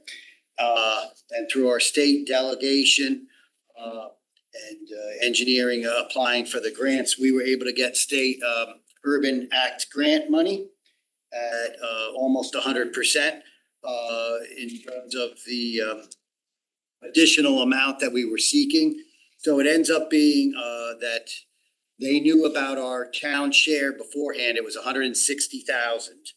That went up to now 162,122. And the actual grant amount we're getting is 1.073 million. And so that would give the total project cost 1.235 900. So what this does, and the state delegation and the Harbor Management Commission really stressing for was, if you remember, the lower wharf pier there had gotten damaged for Easter.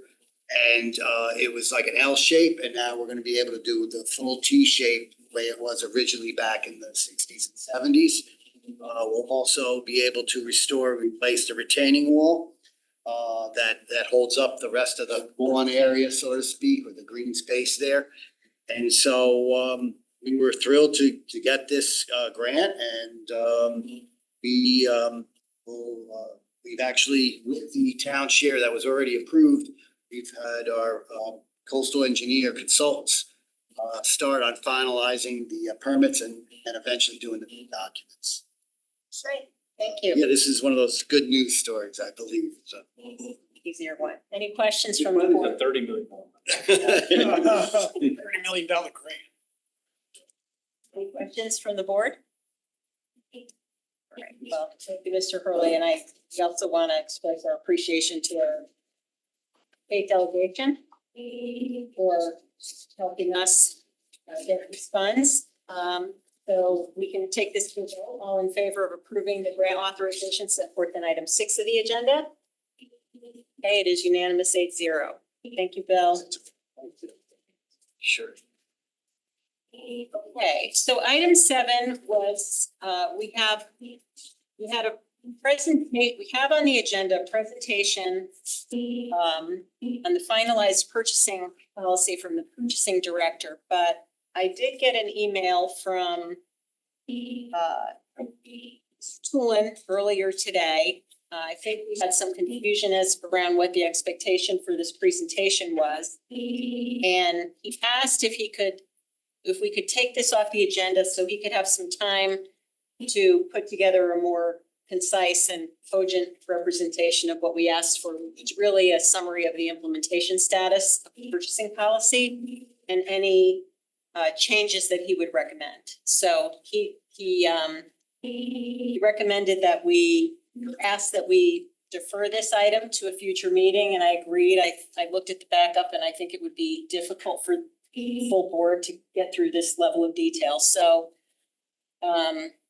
guess we should vote on this, right? But well, it's not a voting item, so it's just an agenda item. Does anyone have an issue with this? I just have a question. I remember there were some cleanup items. Yes. What had recommended.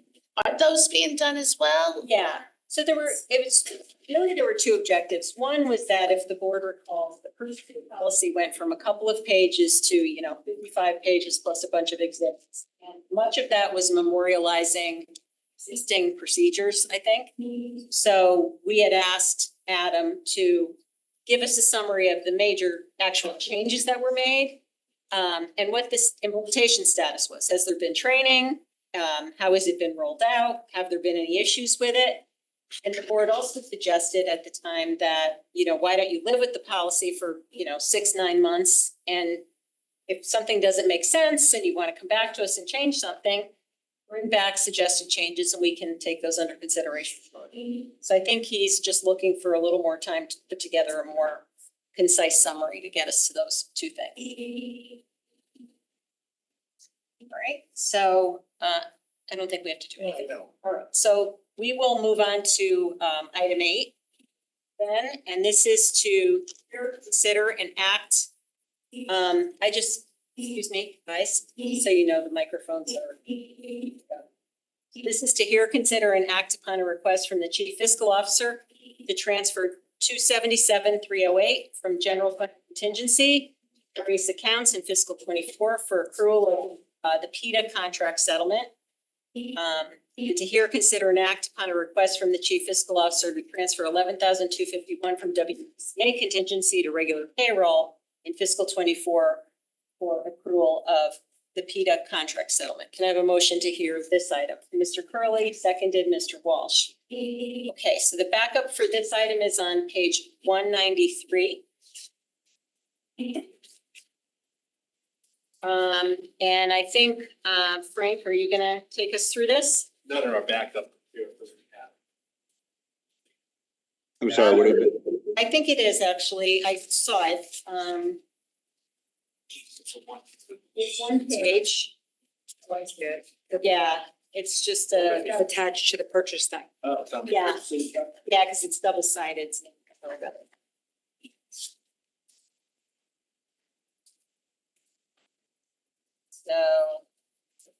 I'm just gonna go to my traffic.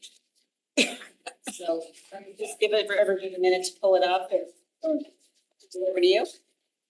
Sure. Yeah, so just while everybody's pulling it up, so we just use language that's consistent with what we typically do with these transfers. The PETA contract is still outstanding, so what this really is to do a budget transfer from the contingency to all the lines that you see in the backup. And then those would be expensed and accrued to FY24 for when the PETA contract settles, and then when retroactive payments are issued, the retroactive payments would hit this accrual. And then anything for the current fiscal year would be expensed to the current fiscal year, and we do a contingency transfer also for the current fiscal year when the contract was settled. That's really. Can I ask you a question, Frank? Sure. Is the contract settled or is it not settled? Contract is not settled. Settled. Okay, so this is just an accrual basically. Yes, it's Okay. to do the transfer so you could do the accrual, correct? Other questions from the board?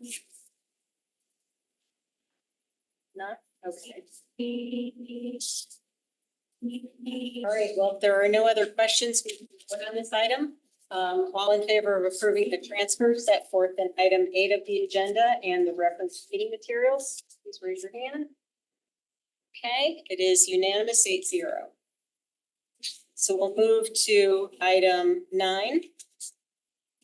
Here, consider an act upon reallocation of the American Rescue Plan Act funds per Exhibit A attached in the backup. Motion to hear this item, Mr. Mottola, seconded by Mr. Curley.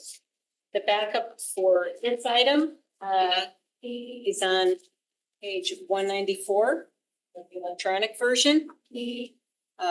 Board members should have it in their materials also. And Becker, is this you? I'll kick it off. So we have one item on the ARPA schedule. This is coming out of the unallocated line, and it amounts to $562,059.64.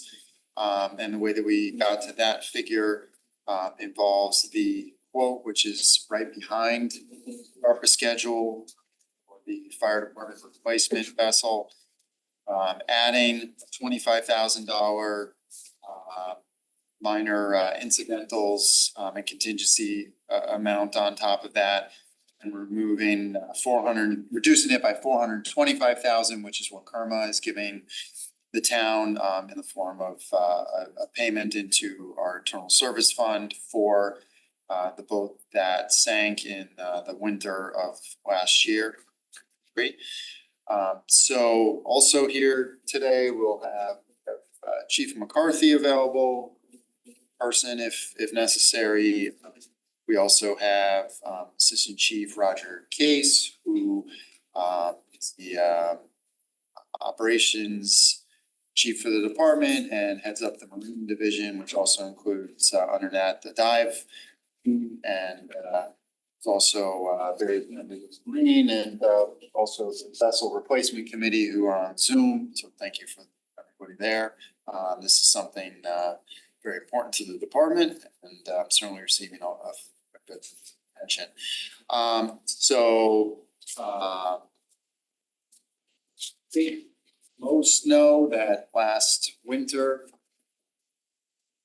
the current vessel sank in South and we, as a town, fire department, have been now for the last, this is now the second season of renting a safe boat to accommodate the response. The boat that was Marine 228, which is the vessel that the department had been operating under, was originally acquired under a Homeland Security grant by a neighboring municipality. When they then did an upgrade, the town at essentially no cost received this boat, which became the first regularly kept in water vessel for the fire department. At the time, there was no dive team for the fire department specifically, and marine response different than at this point, and statistics, the call volume has increased significantly, including in the post-COVID environment. The number of fatalities and calls have increased, while actually in some cases neighboring municipalities' assets and staffing has actually decreased, which created more risk on our waters. And so the department, and they can elaborate further, had looked at what it would take to get the current watercraft back on the water. It actually required some amount of retrofitting, which involved cutting the back of the hull and extending it and making other modifications. That cost was somewhere around $650, and if you factor in any sort of additional equipping, you were pushing somewhere in the upper sixes, possibly 700. So that had, frankly, that came across my desk, and I looked at what current full replacement options would be and the capabilities. We held several meetings with the chief, deputy, and the assistant chief to discuss what the needs of the department would be with modern watercraft would what those operating platforms may look like and the benefits of moving in that direction. And they went forth and set up a committee and evaluated, I believe, at least 4, if not more, different options. Created a bit of a matrix going through that, and they landed on this as the best option for the department to move forward. This can be acquired under a GSA. So there's not a bid that needs to go out at this point. It's already passed through purchasing through the GSA. So when I have the, for instance, with the 25,000, I call it a contingency, or really more incidentals on the final outfitting. Price as shown is the price that if we put the contract, if we put the award out for it, we'll get. So this isn't similar to earlier this evening with the concerns about contingency. We don't need to 2x this or anything like that. That's the price. It's got the spec in it, and it can be moved forward. From a timing perspective, just a few things to note. This is if this gets approved in the September round of funding, build times, the lead times are quite lengthy. It will not actually begin getting built until July of next year. And we would not even take delivery optimistically, would be in the end winter, early spring, probably in the May timeframe of 2026. So as with anything that requires fabrication, just the fire trucks are taking an extra year to build. It's a lengthy process, so we decided, to bring this forward in this time frame, and ask for it under the ARPA allocation. And that's kind of the high level of it. And again, this is Chief Cases here and Chief McCarthy on the bunch from there. Can I just to clarify what you said, and then I'll open it up to the board. So this is roughly $1 million item, reduced by 425,000 that we got for the boat that sunk. And that million would compare to, you said that if we were to fix or whatever the old vessel, that would get us up to 700,000 or thereabouts.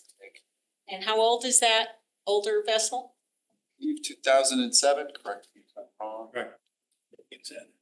Okay, so this extra, so net, this is, putting aside the cost that we have to rent and everything, this is roughly $300,000 more for a brand new vessel. Brand new vessel that has, at that point, it'll have state-of-the-art electronics. It has equipment on it to stabilize it while it's out operating. It's a wider vessel. It's a little bit longer of a vessel. It is designed to be able to operate more effectively. The forward and aft sections, as certainly is better fit dive team to operate. So it's, there are numerous benefits to it versus the prior craft, which obviously served the town, well, but and was acquired, I would note, at that zero price point. So, Okay, thank you for that. Questions? Ms. Leclerc? Do we have room to store it? Where, will it be in the same place? So for now, same place. However, we are trying to work out what options may be to move it further up. Obviously, a rescue response requires rapidly deploying. It is not that, every second counts. So it will absolutely fit where it is currently, but we are trying to work.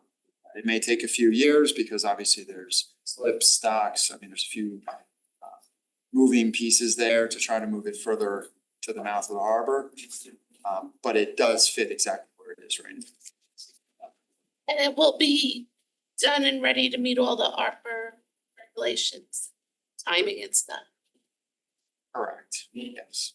We have till the end of 26 so we have to commit it. This would be committed because we'll order it this year. We can also we can make some amount of payment. We know the vendor, we can encumber initially. Even in May 26, it's the end of 26. that we You're have to still, write a check by. and the idea would be obviously the ARPA, with some of these other projects, the ARPA money goes out the door first, the risk fund money goes out some. Thank you. Mr. Jarrett. This unallocated number at the very end, this 1 million, is that where this is gonna come out of? That's already taking, that number was around 1.6 before. So it's already been taken out of, and there's 1,081,000 unallocated at this time. All right, so that's an additional, that's still left for other projects to be considered. Thank you. Mr. Matola? So, right, maybe I'm wrong on this. I thought by the end of this year, we have to allocate ARPA money. It's not spend it, but allocate. Has been encumbered by 12/31, yes, of this year. So I imagine at some point in the next month or so, we're gonna have to figure out what to do with this 1 million and change, right? So I alluded to sort of just the timing, why coming this month as an example, that was sort of a little bit of a hint towards. Would have included this with some other items in ARPA overall, which we're hoping to come in the October timeframe with, but based upon the ordering, sort of the lead time, get this in now, because we're just losing days. No, I appreciate that, but we're gonna Definitely make coming. some decisions the next month or so. Correct. Okay. And yeah, and we always said like paving could always be a backstop if we had extra money. That's where it was parked. Yeah, absolutely, there's some backstops. Mr. Walsh? Mr. Baker, you said that there was an invoice that was attached as part of the backup, and I don't.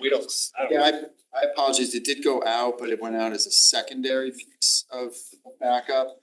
And yeah, yes. What in? One of those. So if you, yeah, One pager. Click on more. correct. So.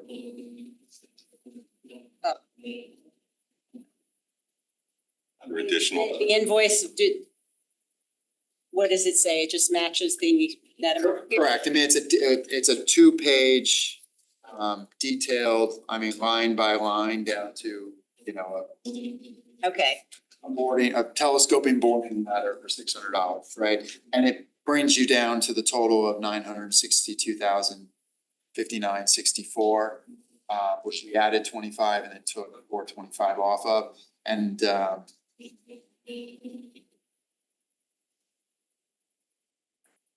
may not have gone into the hard copies, it wasn't posted online, so the ones you should have automatically. There. Do you have a comparison sheet from the old boat that sank to what you're proposing? You can see the difference.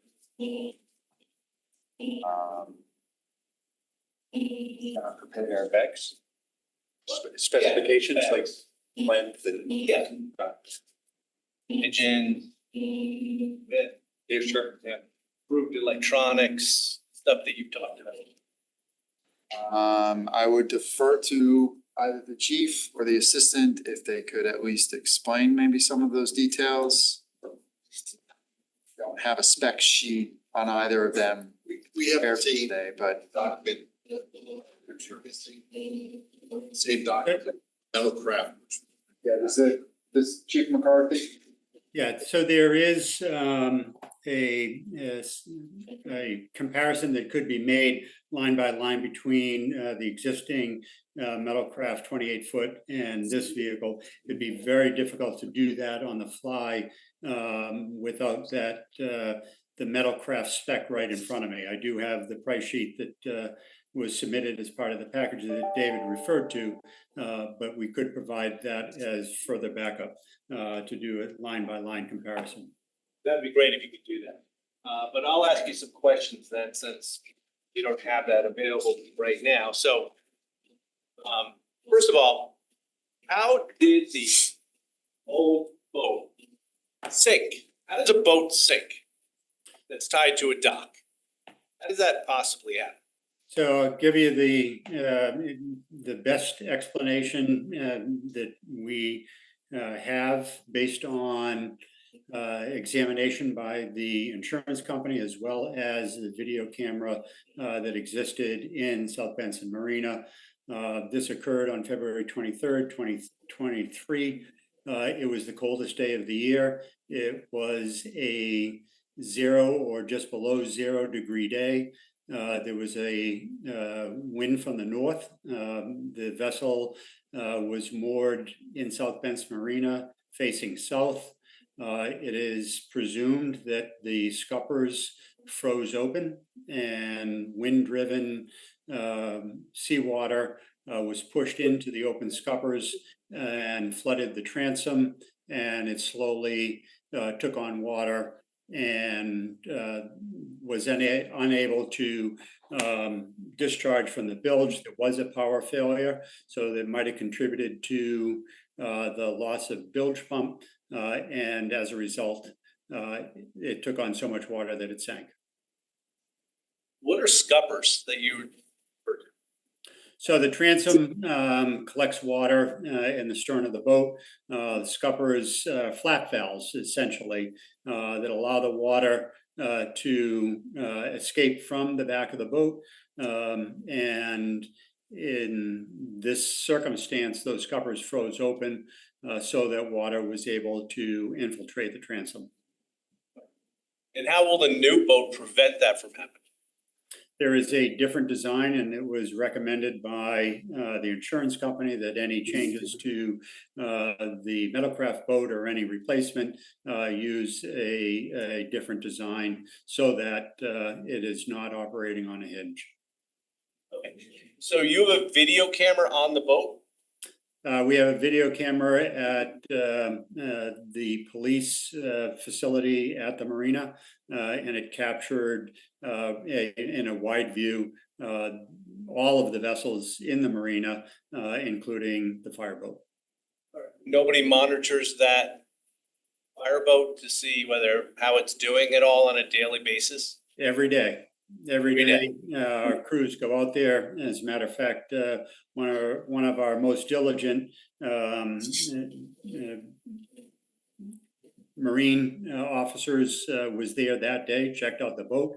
It checked out. That was done at sometime in the morning that Friday. And unfortunately, the weather deteriorated over the course of the day, and we discovered the problem the next morning.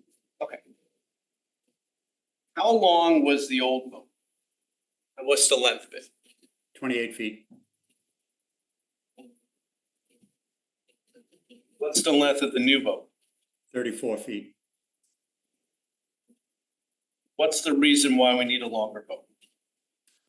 Particularly, I think that as Mr. Becker referred to earlier, there are a number of operations that occur simultaneously when out on the water making a rescue, whether it is a disabled kayak, a person in the water, or a dive operation. You obviously have the operator in the cabin of the boat. There are dive operations operating off of the stern, and the forward portion of the boat is either divers, the 90% diver ready to support the dive operation, or lookouts, and part of the search operation would occur at the front of the boat while divers are operating on the back.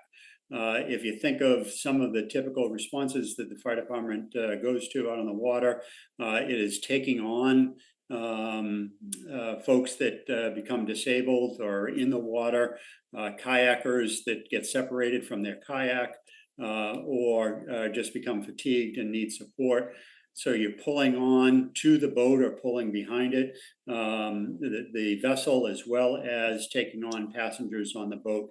So the footprint or the available deck space in the 34-footer provides a forward deck as well as one in the aft. That does not exist in the metalcraft, nor did it in the other boats that were under consideration. Okay. How wide is the old boat versus the new boat? I believe they're similar 10-foot beam on the old, and this may be a 12-foot beam. I would have to just verify that. 12'6", sir. 6. Thank you. I don't think he heard us. Chief, I think you're Mr. Case, I'm not sure what your title. I'm an assistant chief. You're assistant chief. Okay, sorry about that. Your assistant chief said it's 12'6". Okay. Just so you know. Okay.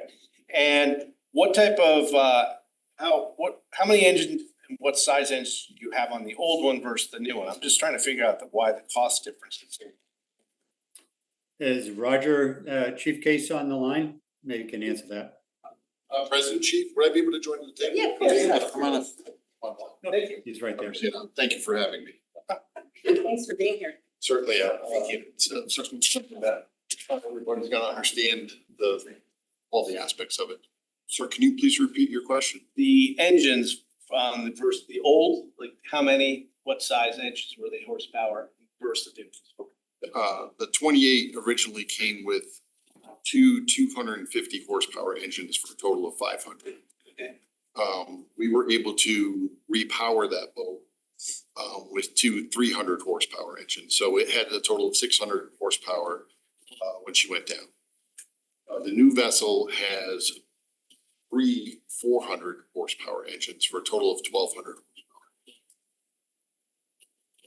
So that's one of the major reasons the price is kind of driving up that and the land. The additional engine, the power from the engines is more than just to move the boat through the water. When we utilize a fire pump, there's a significant nozzle pushback reaction, and without the thrust available from powerful engines, you're actually gonna go backwards away from your target. So to help us stay fixed on point in fire attack, we need that additional thrust. Do you have any sense of what in 2007, how much the old boat cost versus this new over $1 million boat? In 2007, that metalcraft boat, I'm surmising about $350,000. Including the engines? Delivered, yes. Yeah, delivered, 350, and now it's north of $1 million, right? That replacement boat, our quote was around 700,000, so it's about double what it was. The old boat. That was The old boat. Versus the new boat, so apples to apples. That was I'm sorry. 700 now, if you got the same size. For which boat. same sort? There was, I guess I'm trying to figure out, the old boat cost $350,000 completely. But if you were gonna go to the same boat today, same, if you were, I'm not saying that, say 28 foot, you look at that? We did explore that. They don't actually manufacture the 28 anymore. Design issues, they couldn't fit enough of the new standards into a 28-foot vessel. They moved it to a 30. Okay. So it is, that boat was around 700,000. Delivered. Okay. And what type of extra electronics do you have, are you ordering with this new boat, your proposed boat? That was not on the last one. Electronics are constantly updating, and we receive guidance from our electronics through the Coast Guard. We act as a force multiplier for the Coast Guard's search and rescue missions, so they let the region know what is best to work with their equipment. So as those things change, those electronics get updated.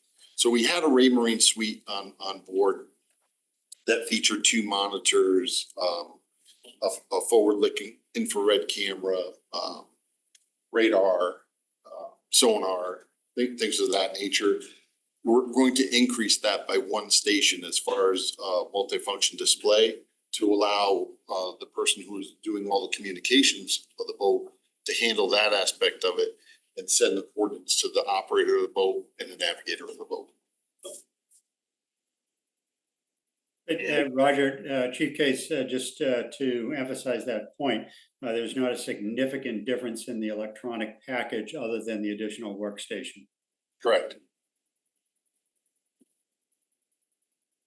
Give me some examples of the usage of the boat, like how, you said that calls have been up, at least Mr. Becker said that, calls have been up. And we also service other communities. We provide automatic mutual aid to other maritime communities, Westport, Norwalk, Bridgeport, Stratford. Our area of response, as far as the Coast Guard area of response, Fairfield's like right smack in the middle between Coast Guard to Haven and Eaton's Neck, Long Island. So our area of response is actually very large, including the Bridgeport Ferry passageway as well. Typical calls for us, kayakers get into a lot of trouble. Fortunately, a lot of them are very young. They don't understand the risks involved in kayaking, and wind and tide just take them away. Usually don't have much of a way to communicate, but we're out getting them. windsurfers, fishermen, come down from other communities. They go out onto our reef. The tide comes in, they're unaware that there's a large dip between, and they get stranded out on the reef area there.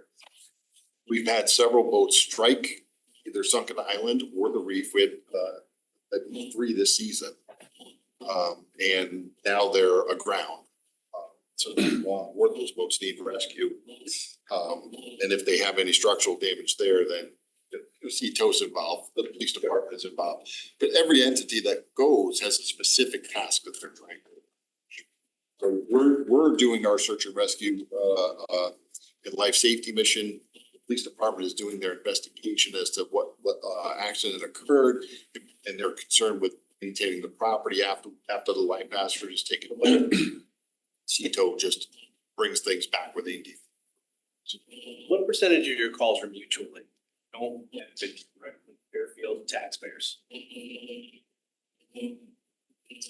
Water of Long Island Sound does not belong directly to Fairfield. No, I understand. It's difficult for me to answer that. I think you kind of understand what I'm talking about. If you're referring. If I'm going to the borders of Fairfield and I went straight out towards Long Island. Okay. What percentage of your calls do you consider mutual aid or we're going into waters, basically another town? I would have to refer to the coding on our call types, but in my personal experience, the overwhelming majority are right in our waters. Under 20%? Fair enough.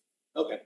Are there communities that are not providing these services that we're actually almost providing them for because they've decided to cut their budgets, not provide proper services for their community?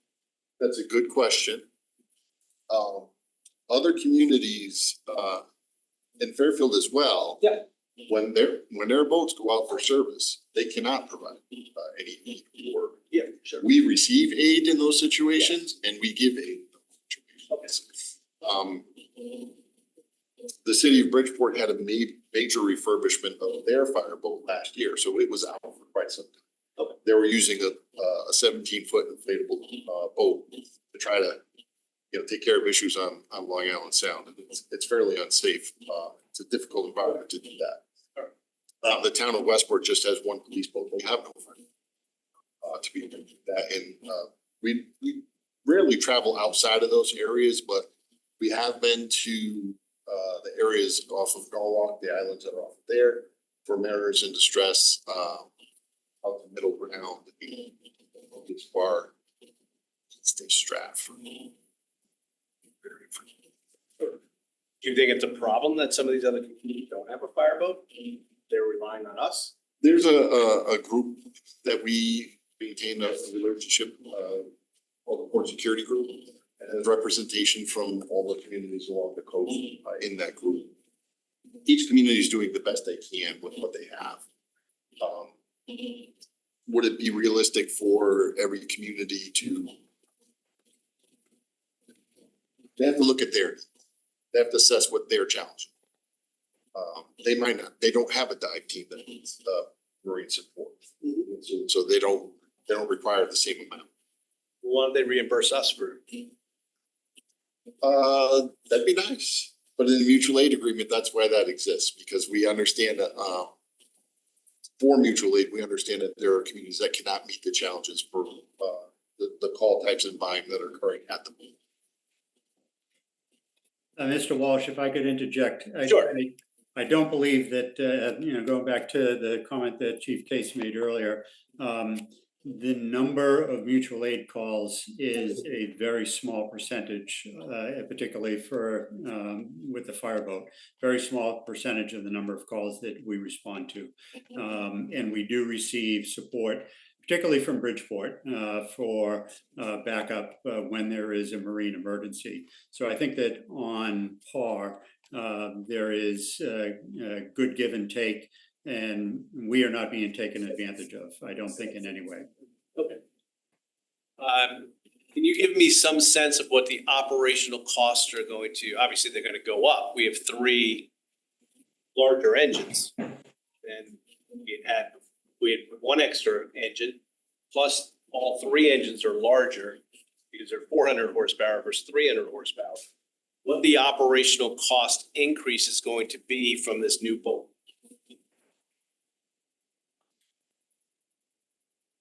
Versus what you budget for the current boat we had. Chief, can you speak to the maintenance budget? I don't have any documentation to speak to that. So the annual maintenance, there will be a change. Certainly the first couple of years, there'll be warranted services, but we typically take the boat out of the water and have it serviced over winter. So somewhere in fiscal year 27, after the boat arrives, we'll do that wintertime service. The cost is going to be marginally higher based on the service of the third boat, the third engine, but not a significant change on other items on the vessel. What's the warranty, Chief, that you guys get on a boat like this? Is it years, 2 years? There should be some period of time where we'll have no maintenance cost other than oil changes or something like that, I would hope. Yeah, I don't have the warranty information in front of me, but there is typical warranty similar to fire apparatus that we're getting, the first 1 to 5 years. But I can certainly research that and give you a better breakdown. Obviously, money's coming from ARPA. Are there any other grants that we can get, or no? Once we say we're going to take advantage of an ARPA, we don't qualify for anything additional? We have applied for in the past port security grants and did receive funding. I think the police department received funding in 1 year for maintenance of their vessel and their overhaul of the motors. Yes. We have applied in the past. That money through the Coast Guard has been drying up. So we haven't had that opportunity in the past couple of years. That's all the questions I have. Thank you. Thank you, Mr. Wall. Chief and Assistant Chief, I appreciate it. Ms. Leclerc, did you have a question? Well, that was actually part of my question, was if there was any Homeland Security Fund grants or funds we can get. And then the other one was, will this boat be operational year round? It's our intention to operate this boat year round, minus service intervals. Other questions from the board? I have a question. Additional question. I just have a question. I thought you were gonna ask it. Do you have, you mentioned that the engine was, Bowler engine is necessary to stabilize the boat when you're shooting out water, right? Like how often do you do that? Sounds like you're rescuing kayaker. Like how often do you? Actual boat ship fires do not occur very often. We've had two. One was a cold ship pretty far out Long Island Sound. And then we had a fire in our own marina, which we did not utilize our fireboat for. We were able to put it out with land-based assets. But like most of a lot of the tools that we use for firefighting, some of them are used very infrequently, but it's the only tool that does what you need at that point in time. So that's, the frequency of putting out ship fires is very low. But when it does occur, it's an extremely dangerous operation. You have fiberglass fuel, compressed cylinders aboard a lot of boats. Getting in close proximity to do that is increasing the danger to firefighters responding to it. So we prefer to, we're at a safer distance. If fuel has escaped from that vessel and it's just waiting to light off on us, we'd rather be a little bit further away with the power of a roof mounted stream to fight that fire. And also, I guess it would also move the boat quicker, right? I mean, is it more engines makes? It's definitely faster. You get out to people. We're able to get out to our objective quicker with more horsepower. And one of, whether chief or assistant chief, or do we man this boat every day? Somebody do we have a firefighter who is operational down at the marina every day, or is it more emergency calls where then someone has to jump in a car from whatever station they're stationed at, and drive down there and fill me in on how the operation of the marine vessel works? We do not staff our marine vessel directly. When a call comes in for a maritime response, we will send an engine or a company of firefighters to that boat. They arrive as a team. They're already coordinated what they're going to do. They prepare the boat, they launch the boat, go mitigate the call. Come back, restaff the engine. At some point in time, we would love the ability to staff and have immediate response when the need comes in. And you know, in the future, that'd be a nice thing to have. But right now, we're doing it with the staffing that exists. We're just moving them around from land-based apparatus to the boat. And at some point that compromises your land-based things. If fall comes in from stations that. I would agree with that. Firefighters. Yep. You may not be able to properly man vehicles. Is that correct? We I know there's can minimum call manning. firefighters back. Okay. That takes time. Okay. If we can discuss the need for staffing, whether it be seasonal, particular events, things like that, we do have more flexibility to do that, but seasonal staffing would certainly be a very nice option for us to have.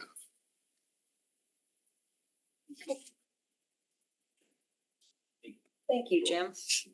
Any other questions? So this item was the only change on the ARPA schedule, right? Correct. All right, so if there are no other questions, we can vote on this item. So all in favor of approving the reallocation set forth in item 9 of the agenda and the reference materials, please say, raise your hand. Okay, thank you, everyone. It is unanimous. Thank you so much. Thank you very much. Thank you. Thank you, Chief. Thank you, everyone. Thank you. Thanks, Chief McCarthy. Great, so we can move on to item 10, which is to hear, consider, and act upon the draft minutes of May 9th, 2024, May 21st, June 4th, and July 16th, 2024. Motion to hear this item. Tola, seconded by Ruggiero. The backups of the draft minutes begin on page 189. And we can vote on these separately because we had different populations of people at these different meetings. So we would ask, are there any, looks like all of us were present for the May 9th and 21st meetings. Are there any comments on those minutes?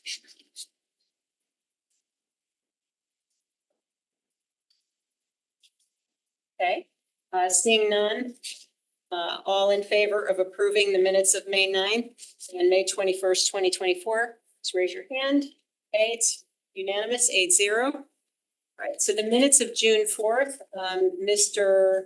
Scani and Ms. Leclerc were absent from that meeting. Are there any comments on that? Did I have that right?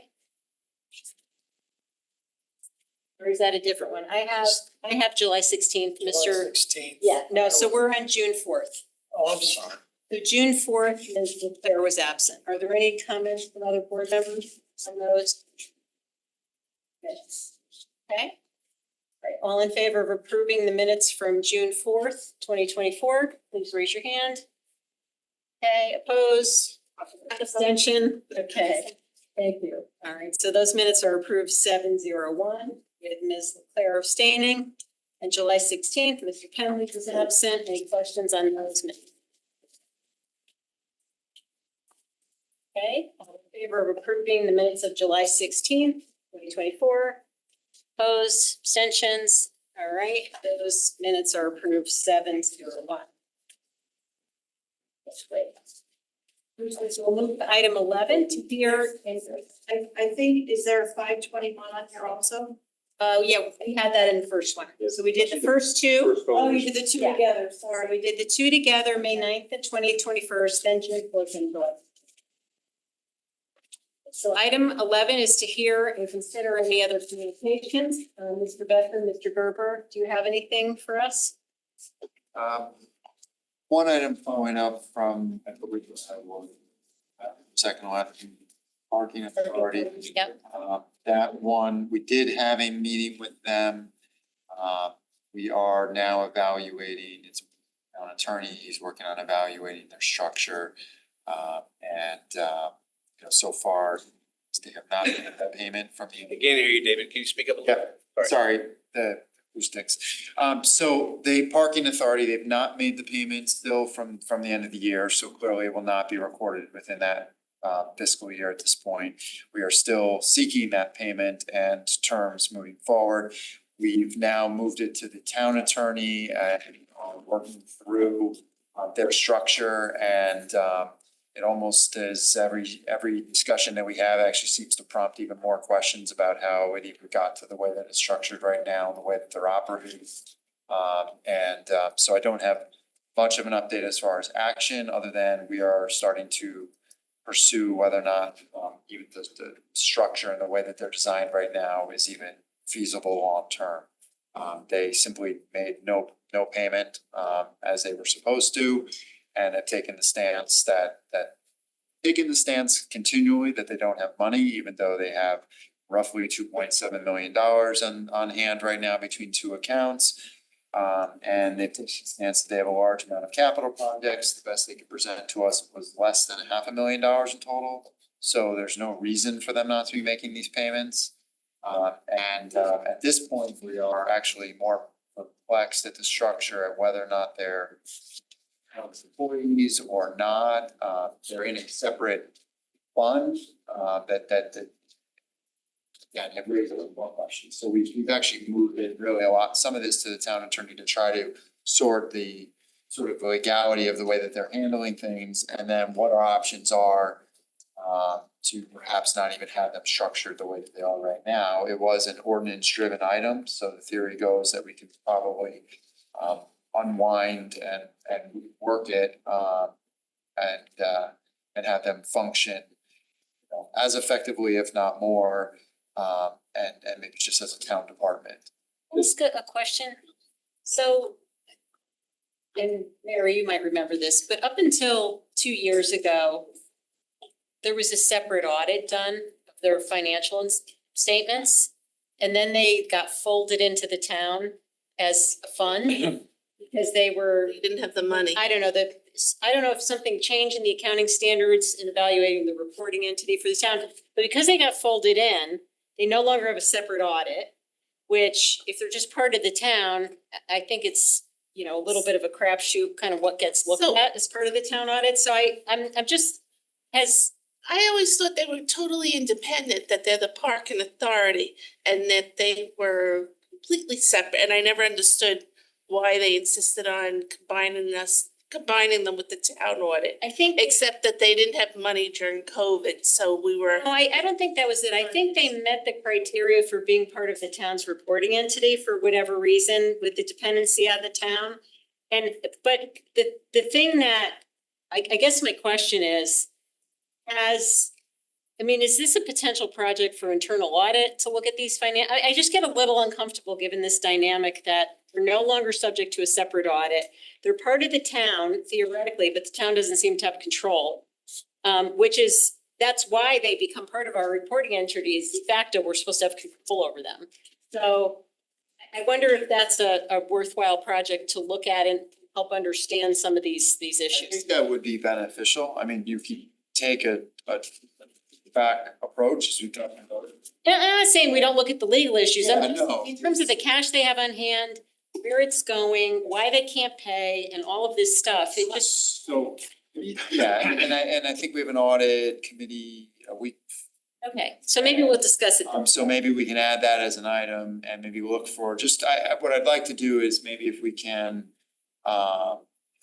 just define between the administration, maybe the audit committee, that's an interest, maybe some of the scope. So we send Connie kind of on the right, on a pathway, and maybe look to make it complementary to the fact that Phil has a legal review that's looking at all of these items. Because it is odd. I mean, I used to think that they were a part of, it was something through the state and not, Yeah, right? well, I think the And it's like- state creates the authority for the town. But it's an ordinance, so if you can Creative go authority. back, it's an ordinance. And it's a fund, I can't remember off the top of my head the type of fund, but there's an actual fund enterprise that, fund, right? exactly, there, yes. Meaning it's self-sustaining and it has its own revenues and expenses. Correct, however, you have an instance right now where they want to they possibly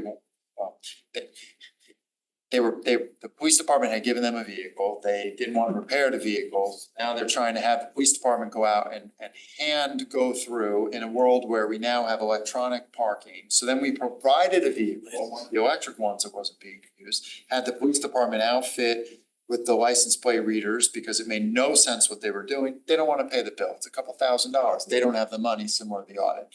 I know you have a question coming from. Okay, so. But We're gonna look into whether the first selectman has the right to appoint or to remove people from the commission. What was the response on that, do you know? Well, first selectman does the appointing. Who appoints them? First, that was the Board of first. Selectmen? No, The board of selectmen? first selectman or the board of selectmen? I I could have sworn we got the answer and it was the first selectman. The removal piece, I don't have an answer to. They serve a Or term. with our town attorney? Yes, we can include that as. It's- This sounds like we have an uncooperative board and maybe we should just start from scratch and reappoint a new board. Secondly, why are we doing any town services at all at this point? Why don't we just stop doing the town services? Take the person who's upstairs, who's in zoning area. They're done. Let the board handle issuing the passes, collecting the money for the passes, hiring the company that makes the passes. Stop with the police and wasting our money or time doing that. Let them all, those board members go out and check on those things every day. Well, why don't we just up the ante and just start making things uncomfortable? Yeah, people who have to park there, they are some type They of. should still just learn to park there for free. They won't even get any money. They are paying the in-kind services. I would note that. They are reimbursing for the personnel. I'm not sure that. I know where you're coming from. I feel that I mean, I guess. the same way. To get their attention. It's very accurate. Yeah, part of the reason of questioning the, just, we looked at the audit and questioning the financial statements is that it would just seem odd if they're making claims that they can't pay just out of the blue. I mean, I have to assume they have some basis. there seems like there's a disconnect and we don't. Yeah, they don't have the Mill Plain lot. They were paying an amount to use the Mill Plain lot. They've abandoned that post-COVID. Fine, they're paying less, they're taking less revenue. They're at 70% roughly. They believe that that's gonna be their peak at this point. They are not overselling like they used to. I mean, essentially, that's a massive underselling it. The issue, however, is that in the COVID era, those numbers were much lower. They have ticked back and they're at a point now where if you look at it year over year, they are generating enough to have made that payment last year and still maintain, a balance in the accounts. So. You don't have to get into the details. Okay. So, One quick question, if that's okay. So you ran through the numbers fairly quickly and I agree, we don't need to go down a rabbit hole, but just for the record, I just want to make sure, how much is the outstanding payment that they isn't it like 300,000 or something like that? Roughly? A little bit more than that, but yeah, it's in the 300,000 range. And you said that, so they're holding that back. You said that they also are sitting on, did you say 2 million? So after their permit collections this year, they're sitting on roughly 2.2 million. With another roughly 500,000 sitting in an additional savings account for Sounds like they do it capital. pretty well. They are, so their operational dollars will now flow out of the 2.2. They'll still end up at the end of the year in the 1.8-1.9 range, because they still do take additional revenue from the day parking, so you've got to count. And you said that their concern is upcoming capital projects, but what they've identified is roughly half a million. Everything on the list they sent us last week, it was about 450,000. What capital projects? Well, I don't want to get into Yeah. it. Let's Yeah. forget it. I Talk about it as. Mr. Strecker, do they have spots on northbound side of the tracks? Both sides. What? Yeah. They're only at 70%. Why don't they give those spots back? And they don't think they'll ever go back to full percentage. Why don't they give those spots back to the town of Fairfield for economic development? We have spots for downtown parking. So I totally agree that that's something that needs to be considered. The question that we would then need to manage would be, the where we probably want it as most advantageous towards, you know, the stairwells and other things to get up there, but I think that those are all things we're looking at. I think one of the things you look at is, again, you just bring this back, whether it's this fund and a separate authority, or it becomes a kind of department at that point. I mean, why are, I guess, philosophical, I guess, but why are we even going to them and trying to sort some of this? Town of Fairfield, it's the town of Fairfield's lot, it's the town of Fairfield's residents going there, it's the town of Fairfield's economic development going there. To some degree, you know, yes, advisory boards at some level, but you're trying to manage this. In a separate fund, I mean, Parks and Rec is an enterprise fund. Create a revolving fund. Yeah. Do they charge different rates for residents versus non-residents, or it's just one? Yeah, we took federal money. The federal, right? Okay. So we'll continue to get an update on that, and we could maybe talk about it at the audit committee. In terms of other communications, could you just give us a very, very brief update on new hires? We know that we have the new head of the WPCA. Any other, I think there was the. Notable would be the FCRD director, FCRD so director. the Fairfield County Regional Dispatch Center. That was a major initiative that was discussed during the budget. So It's on board. that employee is now on board. We have a director, which is huge for the center and also for police and fire. So what other- started, I believe, the beginning of last week. And then we had the open CFO, and are there any other major open or item positions or updates? Major big departments. Fine. Jonathan, aren't we supposed to get at our quarterly for the first time a vacancy report? We had agreed that we were gonna have a vacancy report that would list the vacancy, how long it's been out there. I'll get you the minutes if you want, or I'll get you where we talked Well, about. thank you for reminding me. Yeah. So thank you for reminding me. I've been anticipating it, so we said we were gonna do that every quarterly, starting in September. Yeah, no, that's good. Yeah, I was more wondering about the new people that were brought in. Yeah. So we have the FCRD director, CFO is you're still working on that. Okay. All right, anything else? Believe off the top of my head. Motion to adjourn. Motion to adjourn, Curly, second, Ms. Leclerc. All in favor? All right.